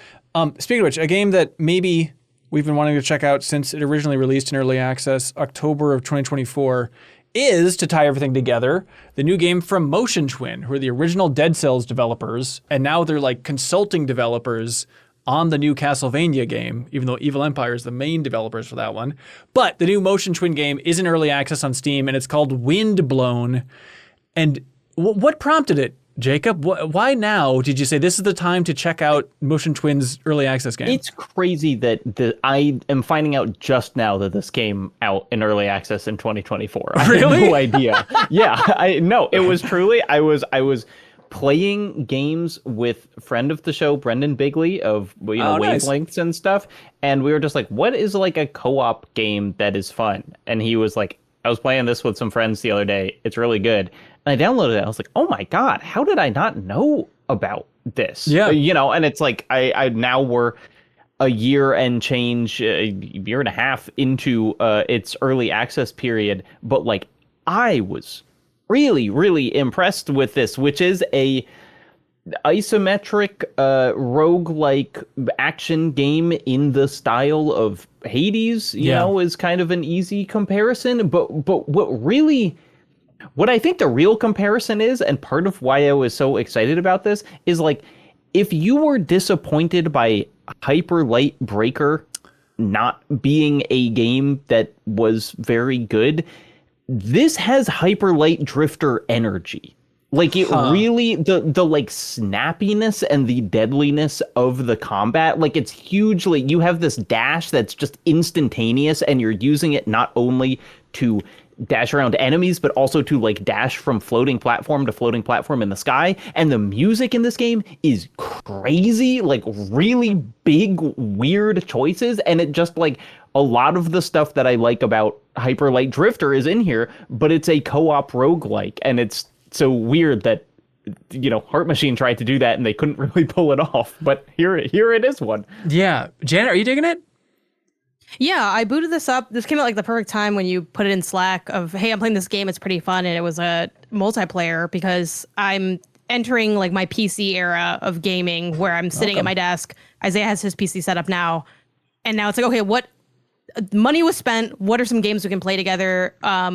And we've been looking for something that's exactly like this. I feel like this is such like a need in the multiplayer space of just, can we play a game that's fun? Which sounds like a baseline thing, but just like quick, we get in there, and you may laugh, but give me the Rex. No, you're right. You're right. You're right. Give me. Jacob is the only one allowed to laugh, and he's the only one that didn't. So reflect on that. All right. Anyway, but because I know it's hard. It had some, just some great zip to it. Amazing style, and I think just really simple but appealing upgrades is like sort of the unsung hero of these kinds of games. Like, give me a game where when I'm doing my upgrade pickups, I want all of it. And I'm forced to sort of choose. I love that element of it. And just small style stuff to it. Like when you get your little upgrades, you like dap someone up. That thing feels so good. Like it's so satisfying to have this as the two hands collide. It's just got the Predator a lot of charm handshake to it. every time. Yeah. Yeah, so I'm really liking that element of it a lot. Just feels like a no-brainer thing to sort of chip away at when you're looking to do a session with somebody. Yeah, it's one of those roguelikes that like starts pretty hard, and you even unlocking bone, it's like when it starts you have like one heal, and then eventually you'll get like 3 heals, and it's like you're making big progress. But there are also things, they're like mechanical things that you unlock that I just love, where it's like you get to have like 2 weapons at a time, and you can kind of switch out what 2 weapons those are.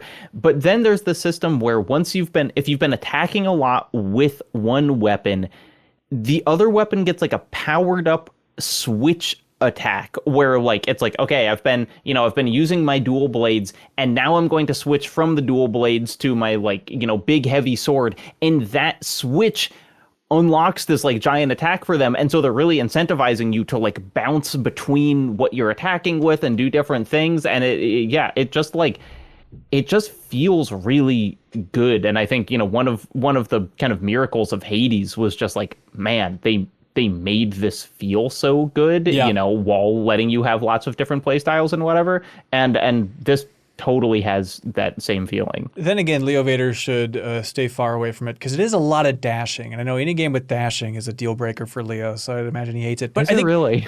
But the amazing thing I think about dashing in this game is like the starting zone that you're in, starting biome, is very Tears of the Kingdom, where it's kind of like scattered floating islands, all autumnal. But the part that really blew my mind is like, oh, you're dashing, and it's like, it's impressive how well it works, like going up and going down. You know, like it's like, it feels like I should be able to dash across this. But like, oh no, you can just dash your way up this cliffside. You can dash across like this giant, cool mechanical hand around this environment and stuff. So it lends a little bit more exploration compared to everything being at the same level, which typically for isometric games, I feel like they're kind of shoehorned into. Yeah, it has. I mean, to just compete, like keep comparing it to Supergiant games, it kind of feels like Bastion in that it's like the whole world's floating and you're like going from like floating place to floating place. I don't really love the character design. I don't either. The animal stuff. It's a very traditional kind of furry, I feel like, is, you know, it doesn't really feel like a variation on a theme. It just feels like the theme of like, yep, you made a wolf guy. Like there he is. Sure. But I like the rest of the art design, so I kind of, you know, can forgive the characters. I do like the big fish guy that you use to like send your items back to the Ark in the middle of the level. Love the So big just like fish shove all your scrap in there. That's really satisfying.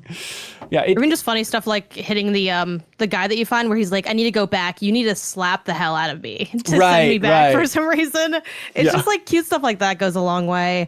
I also like little sort of like casual synergistic stuff they have with like, I think too often games don't take advantage of the fact that they are co-op, and that co-op means cooperative. So the things that you can do, like pay for someone else's stuff, like you can buy things at like a shop, and it's like, oh, do you have, you know, Isaiah's like, can you put like 100 points into this so that I can get this thing? I was like, of course I can, you know, and it's just, that's nice. Really cute Husband, and fun. That's what married couples do. It's they nice pay for you to each other's ask. swords. Exactly. And they have like little stuff as you go along too, where it's sort of optional potential like weapon upgrades, where it's like, do we want to sacrifice either currency or our health to get this thing? And it's like, oh yeah, like I really want that. And then you can get it or not get it. Yeah, just a good time. Yeah. Windblown is the name of that one. It might be one of those where once it comes out 1.0, it'll kind of have that renaissance. People being like, wait a minute, why were we paying more attention to Motion Twin's new game? This seems relevant. Yeah.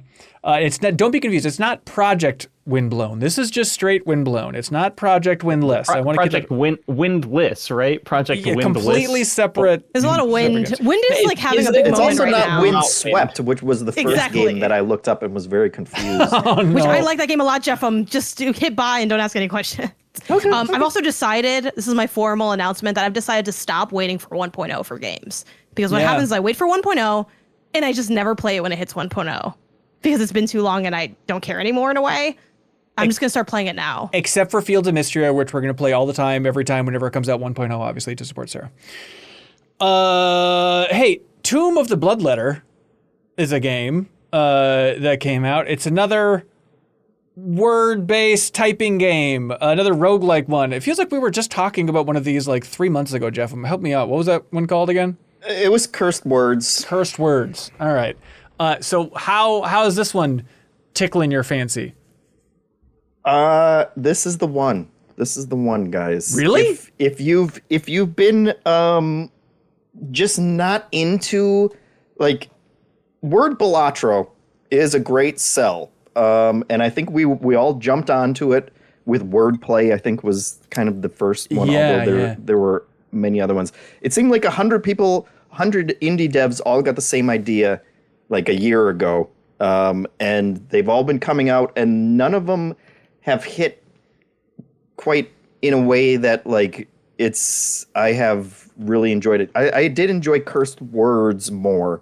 But this is the first one that like a word-based roguelike that has really sold me. And a big part of it is because it's not just Balatro. It's more of a dungeon crawl-esque, I guess. You are fighting enemies, but what makes it interesting compared to other word games is usually, in word games like this, they'll give you a selection of letters on a given turn or encounter or whatever, and then you have to make words from those specifically. Here, you always have the entire keyboard, but you are getting different abilities, and those abilities get filtered out onto specific letters on a turn. Your due to damage may be on the B letter, right? And then you have to come in, then you're like, well, okay, like what word can I spell? Maybe I'll spell bubble because that's 3 times that it's going to get triggered.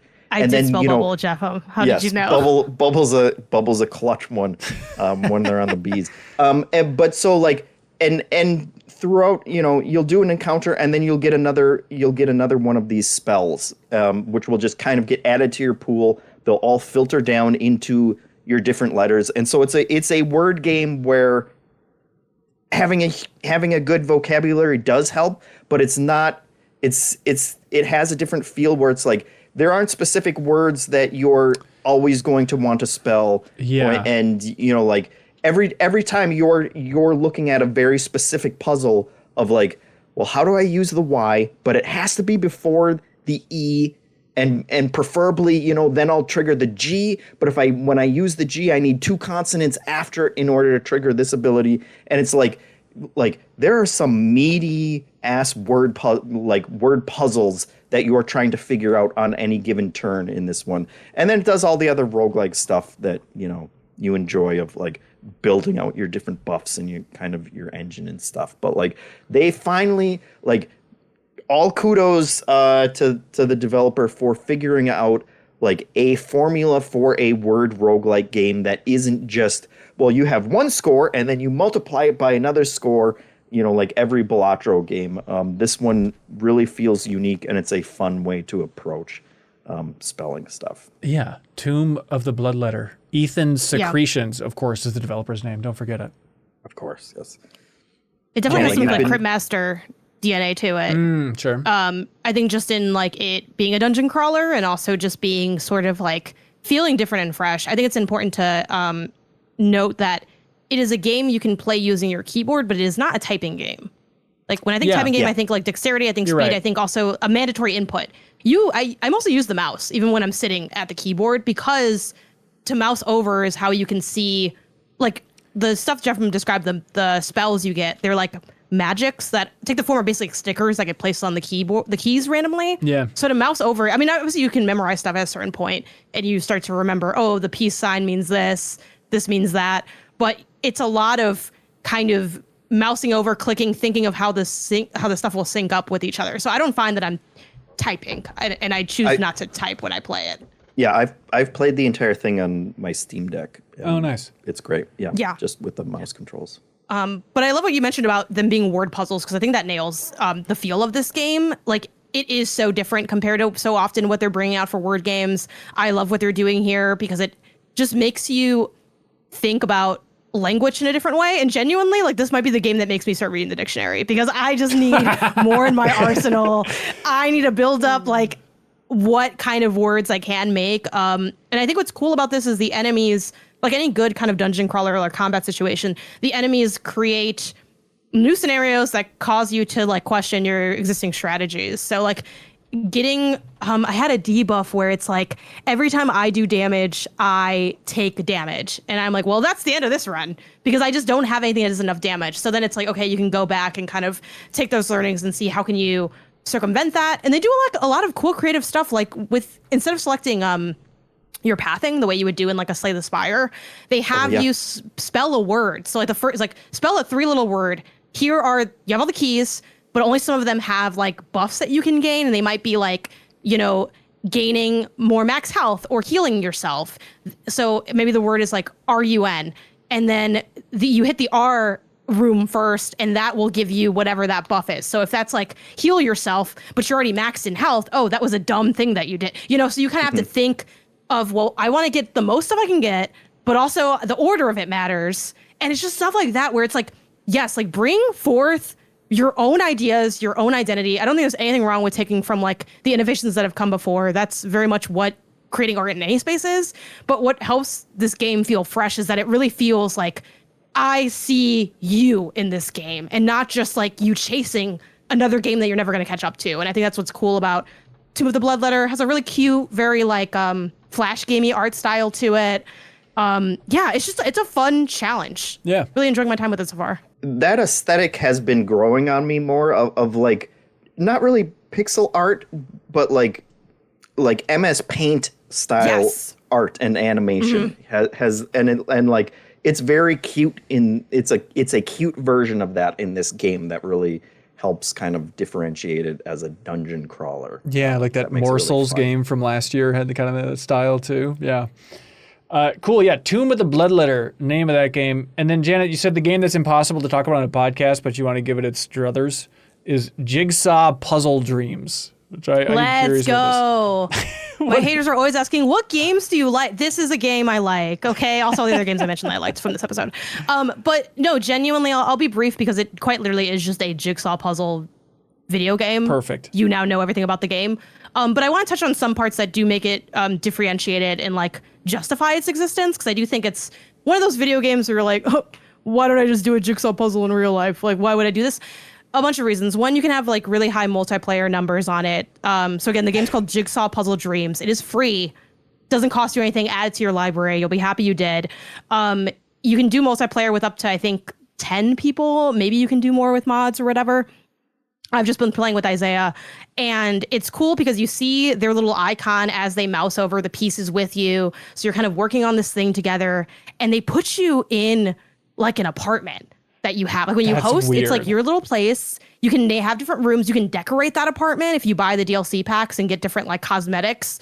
And then you can also pick, it's just very simmy. So you can pick like, where do you want to do the puzzle? Do you want to do on the main dining table, the coffee table, the floor upstairs? Like it has like really fun stuff there. It comes with a bunch of puzzles. And if you buy at least one of the DLC packs, you get the option to upload custom images to make your own like puzzle. And all the puzzles also have scales. So you can pick like 25-piece puzzles or like, I'm going to say like 2,000 or something. I forgot how high it goes. So you can really pick like how hard of a puzzle do you want to do, whether it's like pieces or the imagery. The custom stuff is really fun because you can have like anything from just like, oh, I'm going to do like the anime cover art, or I'm going to do a picture of my cat or whatever. And it's so fun. It's so peaceful. And I'll be honest, I'm not a big jigsaw puzzle person. Why? Because like a lot of puzzles, I'm bad at it. I don't have the eye for it. It's not something that I'm really good at, and thus it's not something I gravitate to. I think this, because it's a little easier to like manipulate the pieces, you can click and drag, like things you can't do in real life, where if you're trying to move a lot of pieces, it gets kind of messy. This is the physical real estate of doing a puzzle. Where you putting that thing? You got a cat, the cat ate the puzzle piece, now you gotta go to the vet. Now you're spending hundreds of dollars when you could have played this game for free, saved money, and had a great time. But yeah, genuinely, I've been playing this like every night, several nights in a row. It's a great like wind down game. It's a great like podcast game. It's just a fun, delightful, wholesome time that's like well constructed in the places that it needs to be well constructed in, where again, it's the stuff you don't think about because it's such a simplistic sounding game. Yeah. But it's like, oh yeah, if the puzzles get covered by the board, they automatically pop to the top. Like there's so many like smart little details they've done here. So yeah, even if you're hesitant on like, I don't really give a hell about jigsaw puzzles, give it a try. I genuinely think it might surprise you how enjoyable and relaxing it is. Yeah, I think the multiplayer angle, like uploading your own pictures and doing it with friends remotely, like I could see this as a nice, completely free thing just to boot up on Steam for. Yeah, Jigsaw Puzzle Dreams, name of that thing. Jeff Markiafava. That's me. Sound the alarms, blow the horns. You know what time it is. No, I don't. That's right, Jeff, on Patreon. Patreon.com/MinnMax with 2 N's. The easiest plug of all. Sorry. Dang it. Find the tier that's right for you, everybody. Make the show better by submitting a question over there on Patreon, and we'll read it on this here episode of the podcast. And we should, of course, tip our cap to I Am 8-Bit. I just saw some of the I Am 8-Bit folks in Vegas at DICE. But they want everybody to know about Persona 5 Tactica, the vinyl soundtrack that they have in their wonderful online store. Believe it or not, it's a Persona soundtrack. It sounds great. It's an I Am 8-Bit product. It looks fantastic. All the vinyls sold in their store look fantastic. And so you can get their Persona 5 Tactica vinyl soundtrack at iam8bit's wonderful online store. And this month, you can get 10% off of everything under $100, except for pre-orders, except for Atlas stuff specifically, by using the promo code ILOVEIAM8BIT.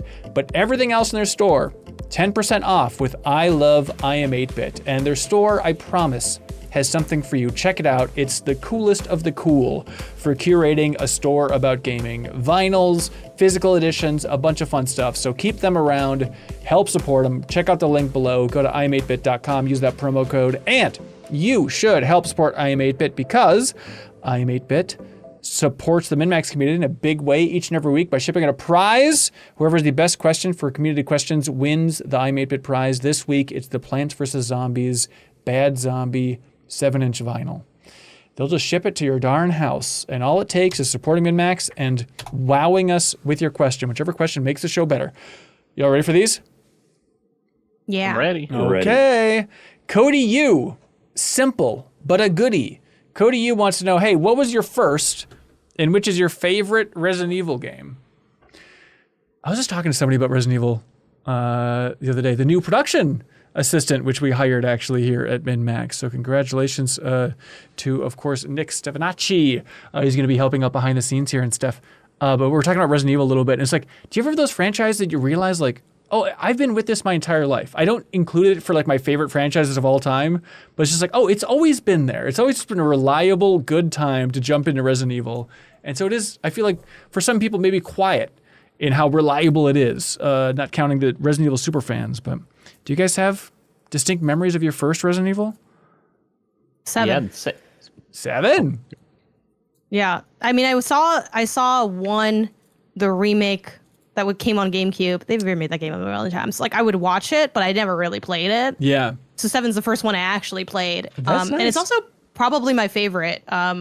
It's really, really strong. Even the fact that the boat stuff kind of sucks, I don't care. I love the rest of it, so it doesn't really matter.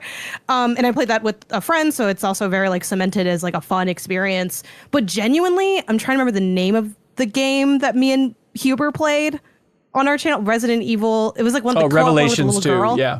Revelations 2? Yep. Low key, like, that actually might kind of be my favorite. And it's like not nearly as good as 7 at all, but it was so much fun that it's like, that's like my trashy favorite one. Hey. Where I had a great time playing that. Same director as Requiem is Revelations 2, you know, it goes back. Look, same answer for both. 4 and 4. First one I played was 4. 4 is objectively the best one. And I played it in the best way, which was the Wii edition. Oh, that was interesting. my first time playing a Resident Evil was with the motion controls, which are excellent and still maybe kind of the most fun way to play 4. VR? Well, it's like controlling it in VR is fun, but then you're wearing a VR helmet. Yeah, there's that whole thing. Yeah. I think for me, it was like going to a friend's place, like perfect scenario where my friend's older brother was playing through Resident Evil 2. And so like watching him play, and of course just like the magic of like, oh, this game looks scary. I don't know, should we be watching him? And he was like the funniest freaking guy. And so we just watched him play through the entire game, and just he made us laugh like maniacs with his little quips. So still, Resident Evil 2 is like locked in my head for this guy's stupid jokes. Where just one time he just goes like trying to solve a puzzle, and he goes, I think we've got a predicament here. And like that was all he said. And I remember Ronnie and I as little kids like on the floor laughing like, this guy's the funniest freaking guy ever. He said the word predicament. That does make sense as a formative memory for you. It does, right? Because based on your what a read. text messages to dating prospects. I've got to use the dumbest words. I think I we're in kinda a forgot about predicament RE2. here. Exactly the kind of message you would send to someone. Jeez. Yeah, That but game it's was fantastic. yeah, but then 4 I think is got to be my favorite. I don't think I can really argue with that. Although I'm a big 3 remake defender as well, just to throw that curse name out there for some people. Look, you can defend it. I will. I like that Yeah, game. it's a fun game to play. It's not my favorite. It's no one's favorite, but it gets way too much crap. Jeff, are you a Resident Evil 1 guy? Well, I guess no, because you weren't a PlayStation guy.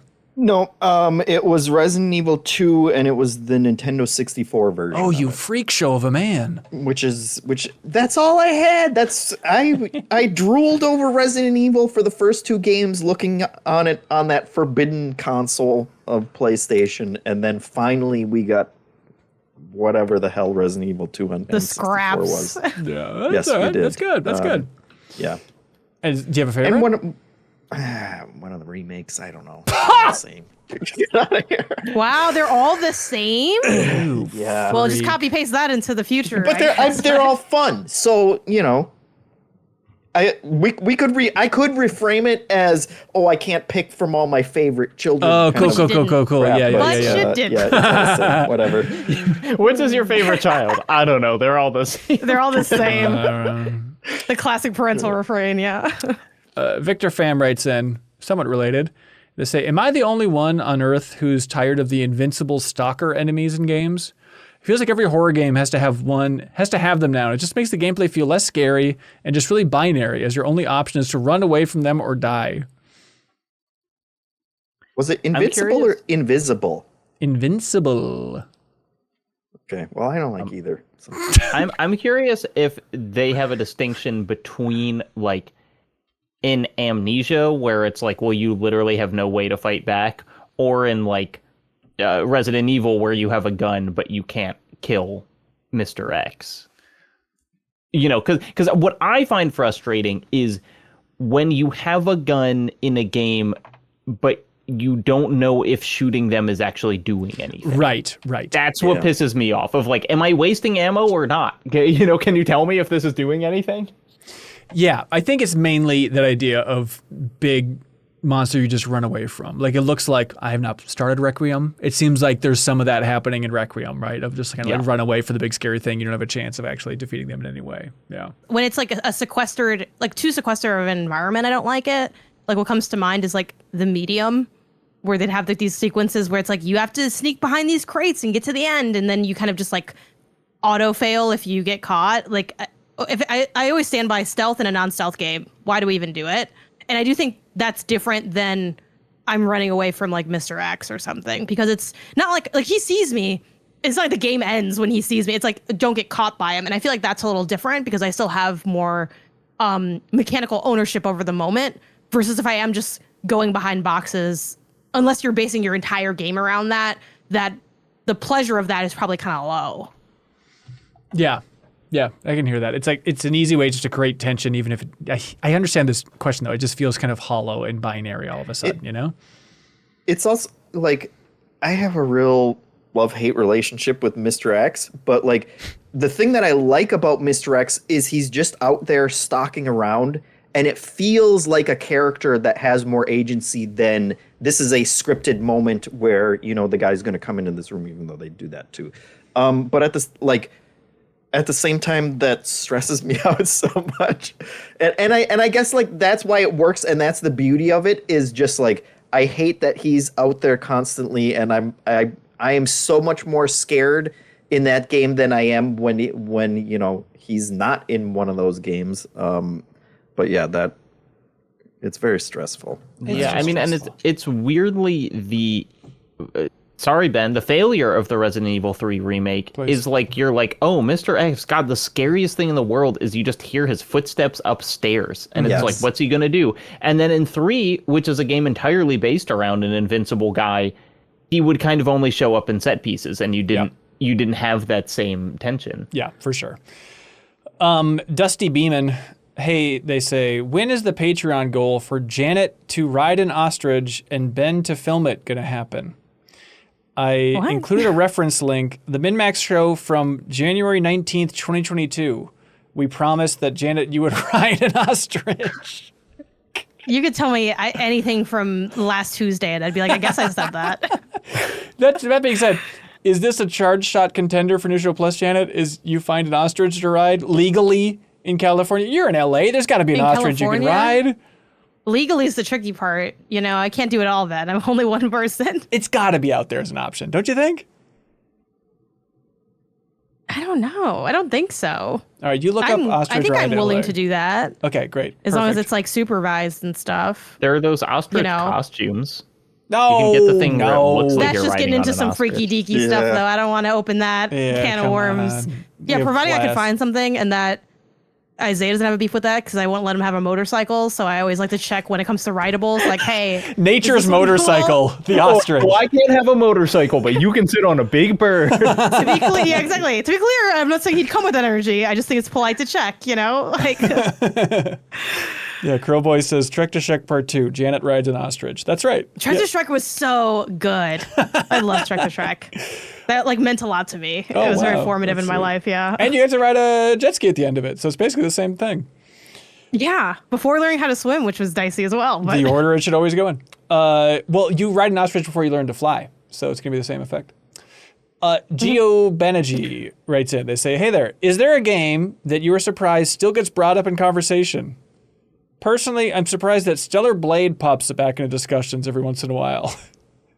I love this question, Geo. You're right. It is funny that Stellar Blade is still referenced, even though it's a solid game.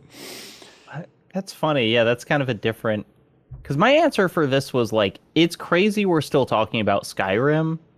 Like, not that wasn't an influential game, but like, when people talk about the type of game they like, often people still will just say Skyrim, and I'm like, I guess there kind of hasn't been another one of those since. You know, that like there hasn't been the replacement that everyone who liked Skyrim now references, I like this kind of game. Kingdom Come Deliverance 2. Yeah, what do you think is the closest? I mean, not including like the Oblivion remaster, Avowed. Like, what is it? I'm trying to think, what is the go-to? Yeah, I mean, like, Fallout 4, but that has, like, you know, the aesthetic is so different, and I think people really like the fantasy element. Because it's like, you know, The Witcher is a big fantasy world, but playing The Witcher is totally different than playing Skyrim. Yeah. Like, the mod support is what has made Skyrim live forever and just, like, elevated it into its own tier of game that nothing else really comes close to. I think most people who still point to Skyrim do so because they're thinking about the 1,000 mods that they use that also fix the game. And well, I don't know. I mean, those are the people who I think are still actively playing it, but I'm thinking about like just kind of like normie friends who just don't play that many video games, and they're like, you know what I liked? Skyrim. You know, just like I liked playing it on the PS3. I remember I was always kind of bummed out in a similar vein, Jacob, of just like, we don't have anything better than this. But I guess maybe there's a few things better than it. But talking to like developers, I mean, even in like, you know, 2021 and stuff, talking about like, oh, I'm really into the power narratively of games, you know, like The Last of Us. It's like, that was like almost a decade ago. Like, surely there's like a gaming narrative you could mention beyond The Last of Us. I understand it's important, but like, it's getting a little long in the tooth here, folks. For me, I was thinking about those games that like aren't great, but just get brought up more than they deserve. And again, as a big defender of this game, I do think the bouncer on PS2 is brought up a weird amount. And it's like, I think a lot of people jumped into it and had such expectations because like Square's PS2 debut, and then you play it, it's like this is not great, not exactly what I was expecting when I wanted the next Final Fantasy game. But I think because of that, like enough people have experience with the bouncer, or they just rented it and blasted through it, where realistically we should not be talking about the bouncer recently, but it pops up. You never know when it's going to come into play.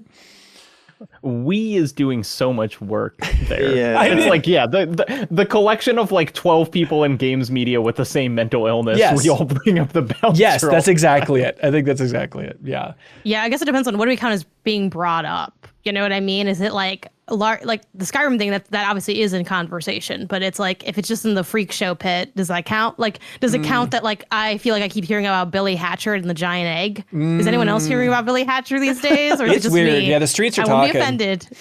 I won't be offended. It's okay. Safe space. And it's like, it can't just be like one person we all follow who posts about it a lot. Right. You know, like that can give the feeling that like everyone's talking about this. It's like, no, actually just Danny O'Dwyer is on a weird kick and we all follow No, him. but then someone else reposted it, and I'm like, that's like two people right there, you know? Yeah, but Billy's yeah, everywhere. those kind of like cult classic like platformers are the ones that stick out. Like even just like Toomba, which again, I Yeah. really like Toomba, but it's like, it's weird that's still talked about in a way. Yeah. I had it a little bit, Janet, on Pew Pew Bang when you brought up Yoku's Island Express. I'm like, that's cool. That game's like still being brought up every once in a while. That's not just a little anomaly. Yeah. And fun fact Love about that game, the director for that game then went on to be the designer for Indiana Jones. The last Indiana Jones game. Yeah, he was at that studio, then I think he left and did that indie project and then returned back, and he's in that house now working on Wolfenstein and stuff. Let's see. Nicholas writes in and says, I'm still gaming on my base PS4 that I got in 2014. What console have you played for the longest amount of time consistently? Not like, I fire up my Super Nintendo every once in a while, but like still kind of like in the normal rotation. The PS3 was the longest for me for a while because I didn't have a PS4. And I took that thing to college, the PS3, and it's like, this was everything. This is what I have my games on. This is also my DVD player. And that PS3 raised me, basically. And also, it was so expensive when we got it as well. Like, me and my brother split the cost of it. He had a job at the time, and I just had like, maybe internship money as like a high schooler. And then he very nicely let me take the PS3, even though like I only invested 50% of the money. I came out on top on that. That's classy. I had that one for a long time. But for modern era, I can't say consistent like from it launched and I never stopped playing it. But the GBA and the PSP are pretty like heavily in the rotation for me, like throughout my life. Yeah, that's good. I was saying it's probably like the original Xbox. And it seems weird, but like I was playing this thing consistently for like over a decade. And it's just because, like, I modded it and just that was my way to play all retro games. And it's like, hey, if I want to play Mario 3 or Mario World, like I would just boot up my Xbox, And so, I kept playing that for a really long time. And then it eventually fried, and I was quite sad to let it go. It's kind of a cheat answer, but I built my first gaming PC in 2013. And, like, last year was the last original piece of it. I moved out of my I had like ship of Theseus my PC. It was an old hard drive. It was like my first hard drive that was actually still going from 2013. But like I never was like I'm buying a new PC. It was just like new graphics card. Oh, I needed new motherboard. Okay, now there's a new, I'm adding an SSD. I guess I'll put it all in a new case. But it happened so slowly that I was like, it doesn't ever feel like it became a new PC, It's just like that's cool. It's just I'm just replacing one plank of wood at a time until all of the pieces are new. Yeah. Like all the cells of your body are replaced. Yeah, exactly. No, I don't like no, I don't like that. Don't talk about I our didn't cells, like that. Jeffem. That's too much. Right. Sorry. Yeah. Stephen Woodson writes in, they say, howdy folks, I'm fascinated by the trend of games getting one sequel and then that sequel becoming a living game. I like this question, Stephen. It's an interesting question. They say, here's a few examples. Feel free to add your own. Why do you think this is happening? Like Overwatch. I know it's confusing to call it Overwatch 2 now that it's Overwatch 1, but Overwatch 2 effectively, right? That's just the forever game. Destiny 2 is now just going to be the forever Destiny. Rocksmith 2014, which was the second game in the series, just became the default one that they just supported forever. Dota 2, probably the biggest example of all time. The Division 2, which is, they're making a Division 3, but I see your point, sure. And they bring up Middle-earth Shadow of War, which had kind of that live service-y element thing that in theory you could keep playing. And they bring up Age of Empires 2, which got new DLC releasing this week, which is very exciting. But that one is confusing because they have more entries. I understand what you mean. But there is something about that. If you just look at like a Destiny 2 and Dota 2, maybe the two biggest examples. I guess Overwatch as well. Like, what is that about? Like the second entry just being like, and now we're just going to keep supporting this one forever. Please enjoy. Overwatch 2 is confusing because the first Overwatch was supposed to be that, and then they just sold everyone a sequel anyway. Right. Is it like the era that they started coming out in where then people were like, oh no, wait, it's viable to, we're already working on a sequel, but it's now viable that we can just make this forever? And I think so. I think there's something to that. And then also I think it's just that idea of like, maybe it's a new team forming up. They make the first game. It was hard as hell. And then realize like, okay, let's just make this next one the one that goes on forever. Like this is not sustainable the way we plan to release a new entry every 2 years or whatever, like we could in the last generation. So now we're just going to keep supporting this forever. And it's actually way more efficient than just trying to run up this hill over and over and over again. Yeah, I wonder if it's like, we kind of reached a point where it's like the game's not going to look old anytime soon. Yeah.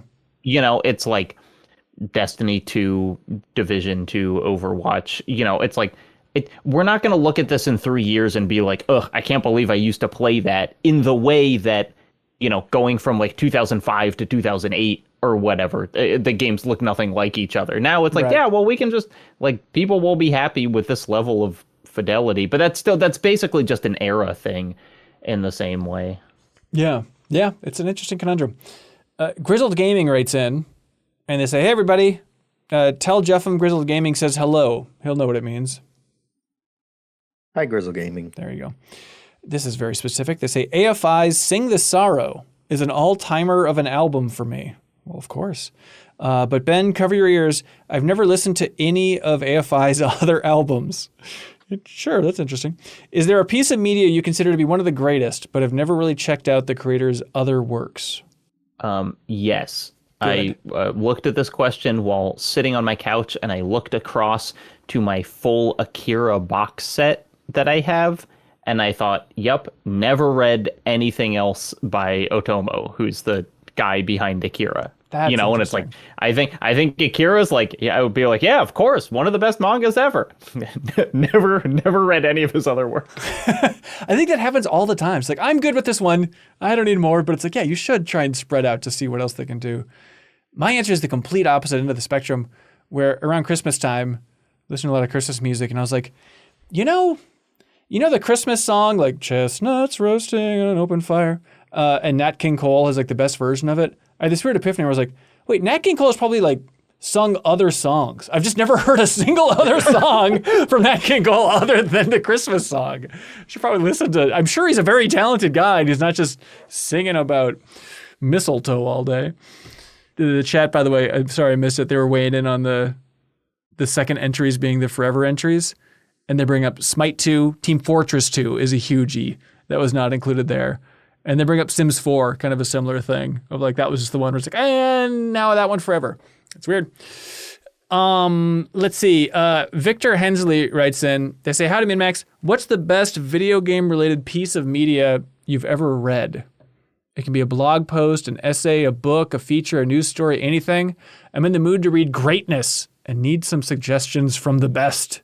I have two answers. The most influential on me is a GameFAQs post called Eco Plot / Story Guide or something by a user named Peter Elliott. That's just a really long breakdown of the kind of narrative and themes of Eco in a way where I was like, oh my God, you could write about a video game like this? That was in 2001. But for a recent one, I think the best piece of video game writing that I read last year was a thing that the writer Ashley Bardhan just posted on her own personal blog, which is like plantorbeast.net, I think. And let's see, .com, .net. But anyway, it's like a very long analysis of the Suda game Shadows of the Damned. And it's just like, it's just so freaking good and funny and incisive and talking about kind of how that game views women and also kind of looping it in with her own personal history. Maybe we can include the link alongside the Get a Load of This, because it'll be kind of a hard thing to randomly find, but like I just freaking love that piece so much. Oh, that's nice. I think books are nice. Walking through this and thinking about it, like anything that's kind of compact, even like, we were talking about it not too long ago, but like those Jeff Keighley final hours of all those different games where he just has like wild access, talking about the road to those games release. And like, especially when they were on the iPad and you could interact with them, they had like little videos and stuff baked into them. I always enjoyed those. But like recently, I think like Jason Schreier's books, I think are fantastic and just like crazy fast reads, even though they're juicy, they're thick, but you can fly through those things so quickly. Like the history of Blizzard, it's just like, maybe it's just when you're so into a topic, it just flies like it's nothing, but those are so good. Jeff, what do you think was like the best thing you ever read from somebody else at Game Informer? Did you ever have a piece back then that you were proofing and you were like, Jesus Christ, this is so good? Not a specific thing. I mean, that happened all the time, but I don't have a specific piece in my brain that was like, oh my God. What is it for you, Hanson? It's offensive that you don't have something. I like a good like oral history and whatnot. And I remember when Reiner, he had that big piece about like the LucasArts and like what led to the end of LucasArts. And had just a lot of like really quick anecdotes about the fall of LucasArts and all that stuff. And I pulled it up here. It's called Fall of the Empire, How Inner Turmoil Brought Down LucasArts. But they're talking about Force Unleashed and how the apprentice character should become a Darth at some point. And so this is a quote from the article there. They said, the team threw a Hail Mary to George Lucas, saying that The Force Unleashed would have more credibility if the apprentice had a Darth title. A Force Unleashed team member says, Lucas agreed that this situation made sense for Sith royalty and offered up 2 Darth titles for the team to choose from. He threw out Darth Icky and Darth Insanius. There was a pregnant pause in the room after that, people waiting for George to say, just kidding, but it never comes. And he just moved on to another point. And so those are their options, so they just chose not to use them. And that was the greatest thing you've ever read. Well, I didn't read a lot of that magazine at the time, but I remember really chuckling at Darth Icky for a very long time. Yeah, how about Darth Icky?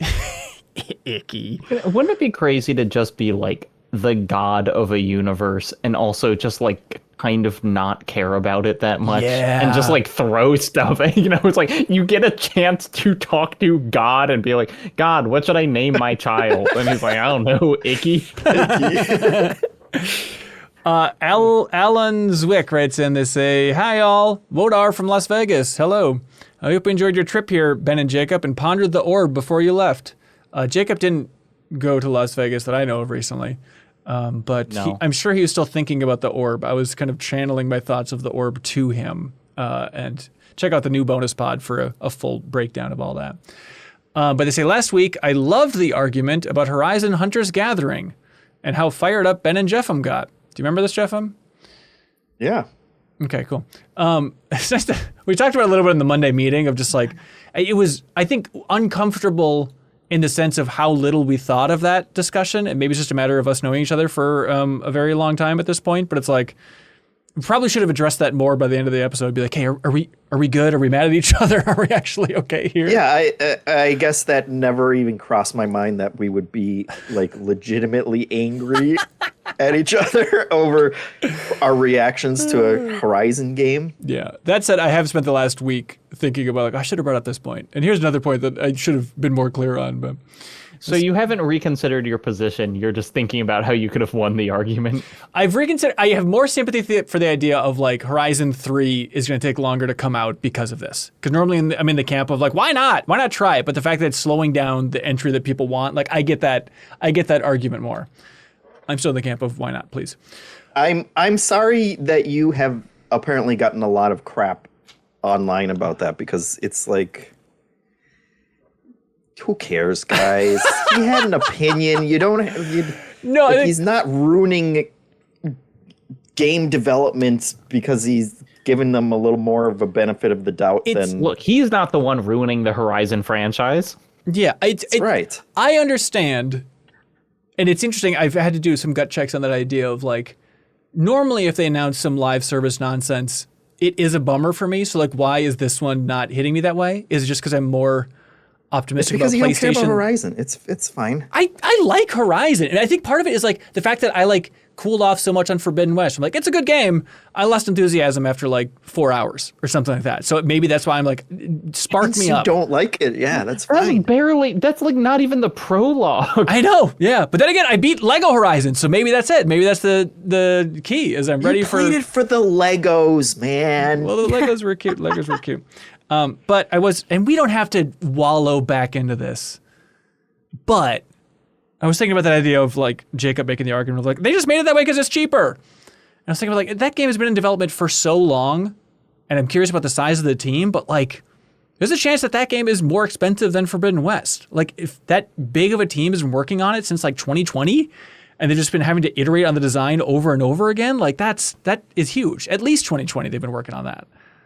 Yeah, but not intentionally. They haven't spent that money intentionally.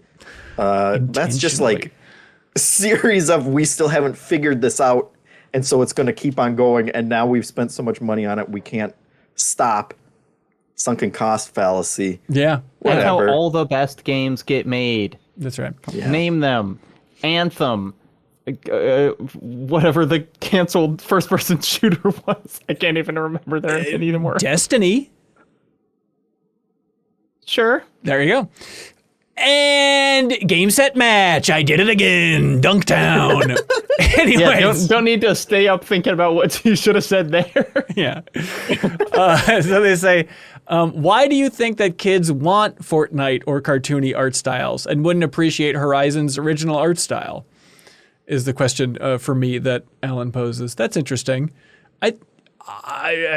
Kids generally enjoy things that are more approachable. I don't see a lot of kids clamoring to watch The Rip on Netflix or something, you know? Like, they like bright, colorful stuff. That seems like basic kid math, right? I'm trying to think of what's some stupid thumbnail that they might see. And then, this is an interesting one. They say, do you think Me that... immediately looking up The Rip on Netflix. Like, what is this? This is the Matt Damon Ben Affleck thing. Isn't that what it's called? I watched it. Hey, did you like The Rip? How was it? It was fine. You didn't like At this it. point, like, I'm to the point in movies where if it doesn't have a superhero, great. I just want to see actors that I like interacting with each other in like human beings instead of, superheroes. And it was okay for that. There you go. It was just a fine. It's free if you have Netflix. If you're already subscribed to Netflix because your kids need Netflix, because it's your virtual babysitter, then it's free for you. So shut up and watch it. So there you go, Alan. There's a review of The Rip. Moving on. No, they say, do you think that Call of Duty or Battlefield would do better with a cartoon art style? No. No. I don't think so. This People goes want to back feel the like whole they're basis killing of real the people. It goes back to the basic idea of the conversation, which is, are you, by changing the feel of what a game is, are you going to bring people in, or are you going to make people who are already fans of it mad? Yeah. And which one are you going to do more? And I'm sure with Call of Duty, it would be make people mad. There were like Battlefield games. Yeah, they did it. They did Battlefield a Heroes. cartoony one. Yeah, Heroes was so... It was good. It didn't catch on in a huge way, but that's a good example, I think, right? Of like, I think it did bring in a new audience with Battlefield Heroes. It wasn't like a juggernaut thing, but it probably, I'm sure it appealed to kids a lot more. I don't know what that means. Like, brought in a new audience. It's like you're just saying that with no information. It's like, I bet there were people who played Battlefield who also played that game. Yeah. And I bet there were people who didn't play Battlefield who played that game and never played another Battlefield. But like, until we have like the quantified stats, it's all just like vibes based that we have like absolutely no basis for. Well, if you have two anecdotal experiences in your life of someone turning into this game or checking it out, then it's like, all right, well now it's huge. And it's you rock have two solid. of those with Battlefield Heroes? No, I guess I just played it with my Battlefield buddies now that I think about it. But it feels like it would have brought somebody in. All of this this conversation also still feels like Fortnite is really big and kids play it. Is it because of the art style that everybody loves and plays Fortnite? Like that feels like we're just associating, oh well, it's because it's cartoony is the reason that everyone plays Fortnite. So therefore that's why it's bigger than Call of Duty now or Battlefield. And it just feels like it's a live service game that has a bigger budget than any other game and is constantly doing new things. Yeah. And yeah, like they figured out an aesthetic that works for the game, which is great. And it is, I guess it's a little more like teen friendly, but I don't know that was a major selling I do think as big of a selling point. It gives it an identity, I guess, that's different, but also everything about that game was different from everything else, and it just became this juggernaut that ran away. That I don't know that's the thing that Call of Duty has to copy from Fortnite in order to become as big as Fortnite. I hear you. I mean, it's interesting that like Fortnite originally had kind of a dark, moody art style.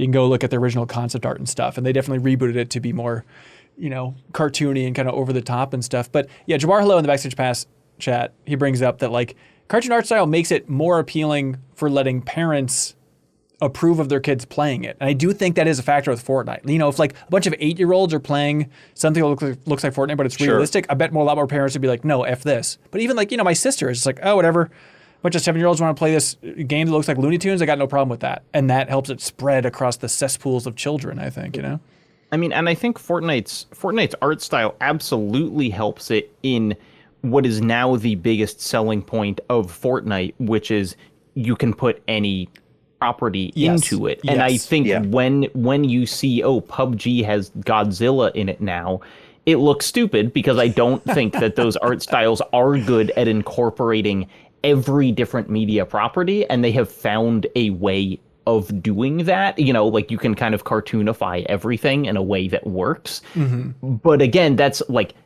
is very specific to Fortnite's mission, and I doubt that is a goal of Horizon. It might be. Here's something I've been thinking about though with this question is like, you think of the evolution of skins in a lot of these games, like a Call of Duty. Battlefield, I understand, is still struggling with it. If people want Battlefield to be grounded, and that's part of the success is that it was so different from Call of Duty. But like, it's interesting that it seems like the more cartoony the skins and accessories are in a Call of Duty, as each entry grows, it seems like people are more interested in buying them. It's like if there's some wacky over-the-top hamburger hat, it's like that's probably going to sell better than like military garb number 14. And so isn't that kind of making it more kiddie? That is, I am sure that is the the catch-22 or the peril of like making these of like your vocal because every Call of Duty does the same thing of they come out and they say this time all the skins are grounded, and then they wait a year and then they put like Beavis and Butthead into it. Right. And I'm sure it's just like, yes, they get the buy-in from the large crowds who just want to play the game by showing it's realistic, but people who spend money on it don't care about like now there's a slightly different version of camo. Yeah. They want to be the Ninja Turtles. Right. And so that's what actually makes money. Yeah. I was thinking too of like StarCraft is interesting. When that remaster came out, they made a whole skin that you can toggle on with the StarCraft remaster that makes it look like a Flash game. And I thought that was such an interesting idea. And in my mind, it was like, are they trying to rope in a new audience? It can't just all be for fun. Clearly, they must see some advantage for like, I don't know, maybe if kids see this instead of some polished but still kind of old sprites and stuff, maybe they will give it a chance.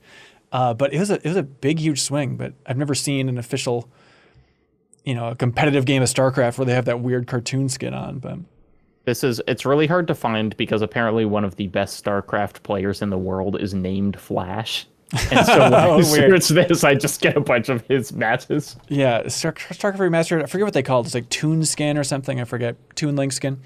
Good question, Alan. Good things to think about. JJ.biz. One JJ from Blank Check. He must have been fired, and so he came over here and just started writing questions on Patreon full-time for us. He just writes, and you can tell me what this means, Jacob. He writes, Nirvana, the band, the show, the movie, the MinnMax question submission.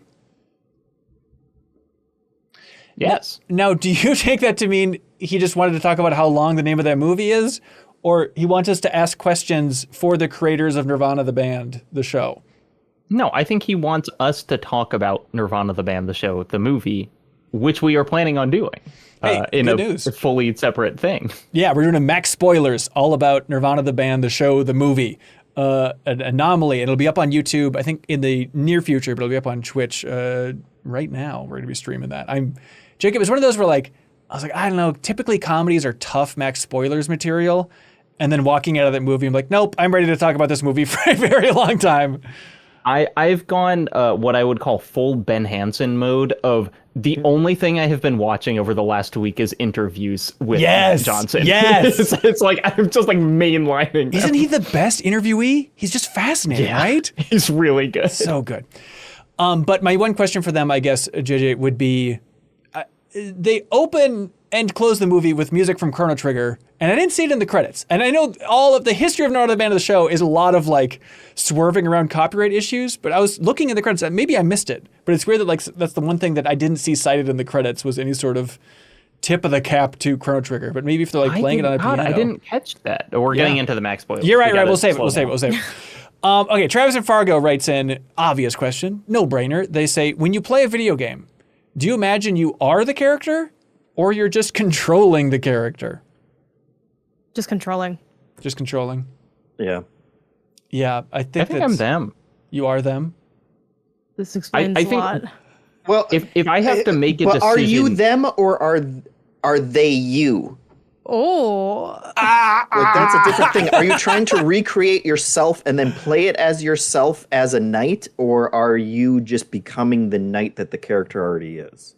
If it's a Skyrim or a Baldur's Gate where the character does not have a defined self, then I'm just going to be me. But if I'm playing a game where you make choices and the character is a character, I am going to think, what would this person do here? And that is separate than me. You know, like there's a big decision in Cairn, and I'm thinking about this as Ava would, not as Jacob Geller would. Oh. That's like the opposite of what I thought you were going to say. Okay. That's interesting. No, when it's a choice game, I make the choice that I would make. Yeah.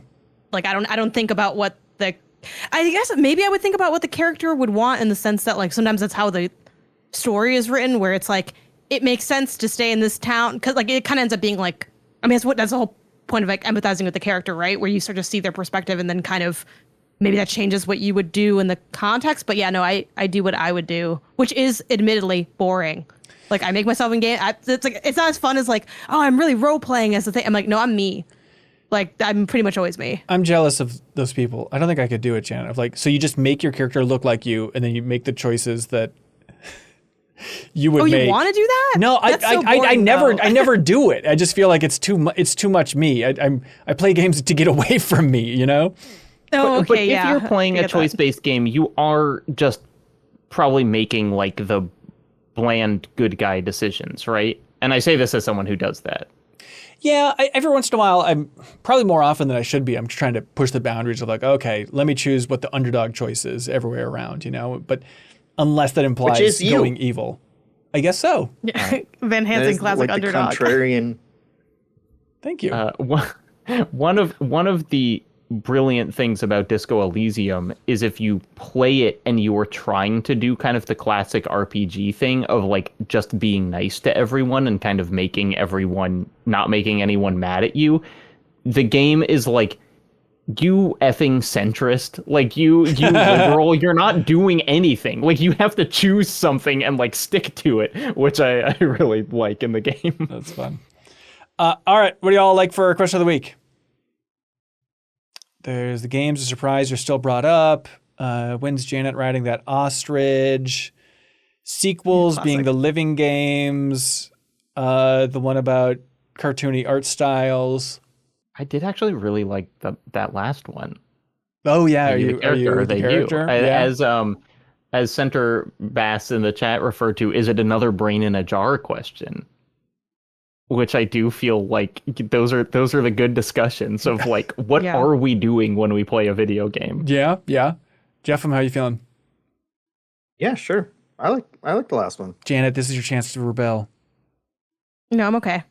Damn it! I'm a centrist. All right, congratulations, Travis in Fargo. You just won the prize from I'm 8-Bit. That is the Plants vs. Zombies vinyl. Now it's time for something that we love to call Get a Load of This.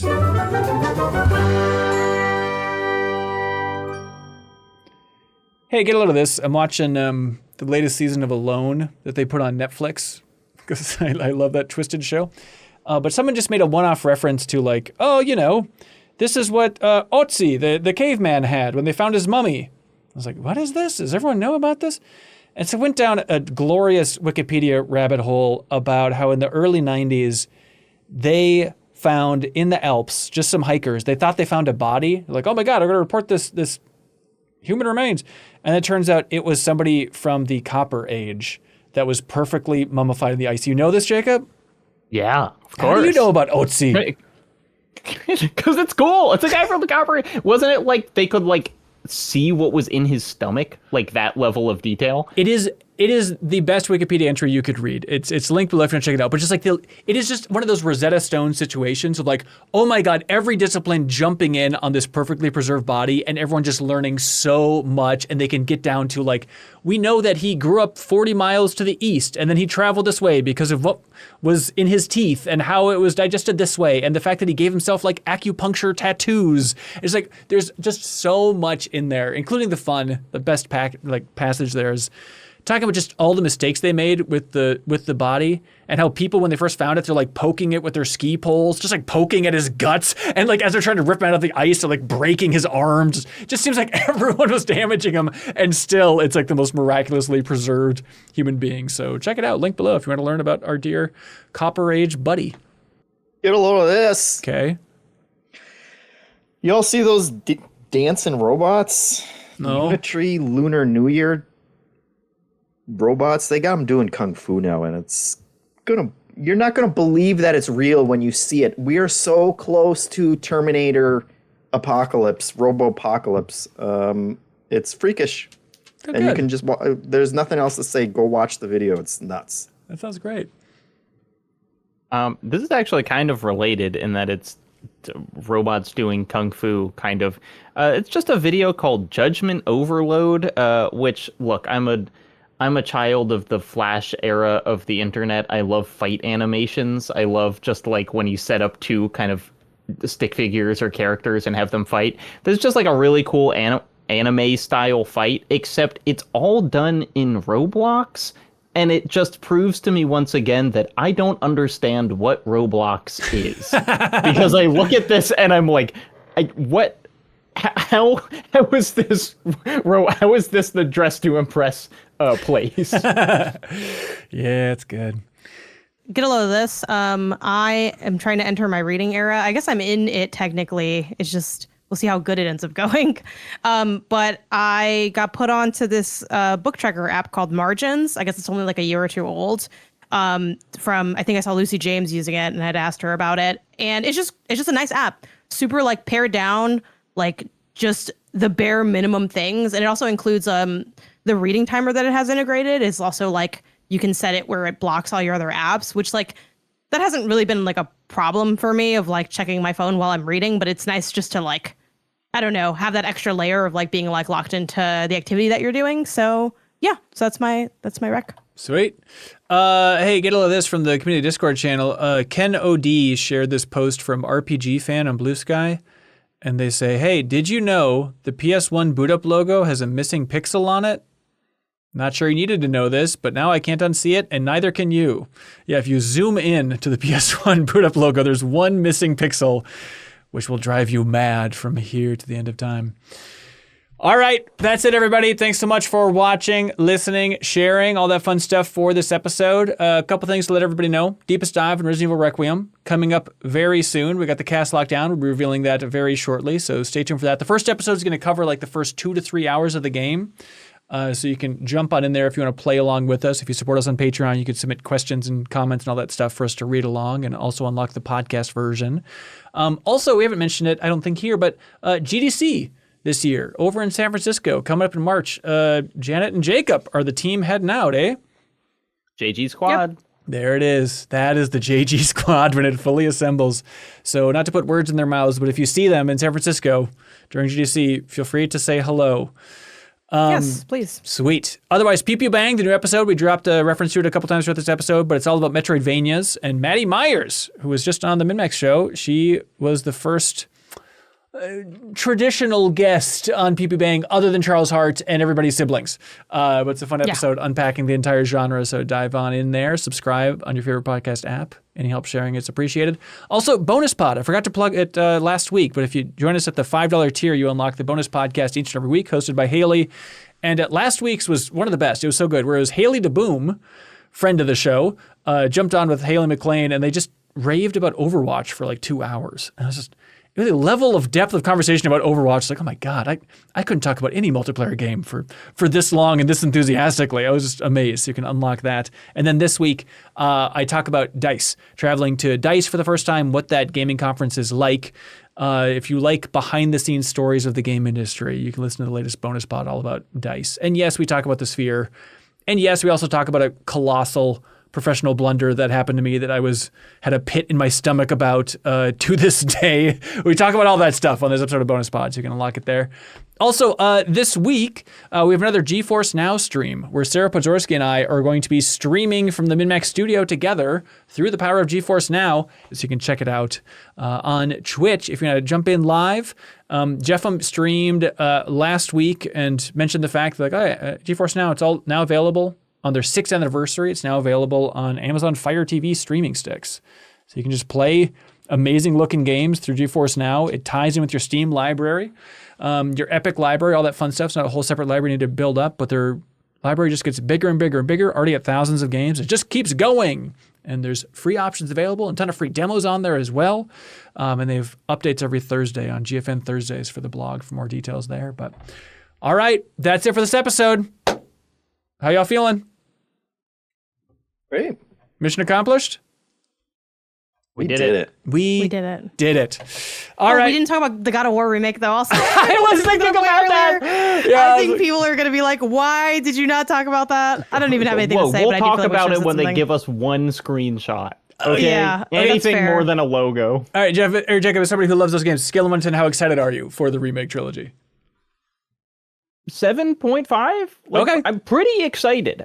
Mostly to just be like, what are they doing? I'm excited to be like, what are they doing? And is that going to be a colossal game if they're all packed into one? Well, that's the question. Because it's like, well, they can't make 3 games because it would take them Is it 20 an years. inverted rebirth remake? Where it's like they're smooshing it into one game? I think they're smooshing. That's kind of what Remedy's doing with Max Payne. Yeah, So- yeah. I don't know. I have no idea, and that's why I want to know more. But if you take the sex scenes out of that trilogy, I mean, you can play through the entire thing as like in And 3 literally hours. every post on the God of War subreddit is, if they take the sex scenes out of this trilogy, if they went woke, I'm gonna be so mad. You can't take the sex out of him. He's defined as a sexual beast. All right, we'll figure out in the future once we learn more about it. All right, thanks so much, everybody. We'll be back next week with a guest host. Be good, have fun, let's go. Does it count as a guest host if it's part of our crew? It seems weird to say guest I don't host. know. suppose. Probably No, not. I don't No, think you, so. yeah, It's you not a fucked that up guest. so bad. What do you with say? how- Just alternate host? How would you phrase that? New host, yeah. I think you could just say it's Haley. Surprise at this host. point. Yeah, I guess that works.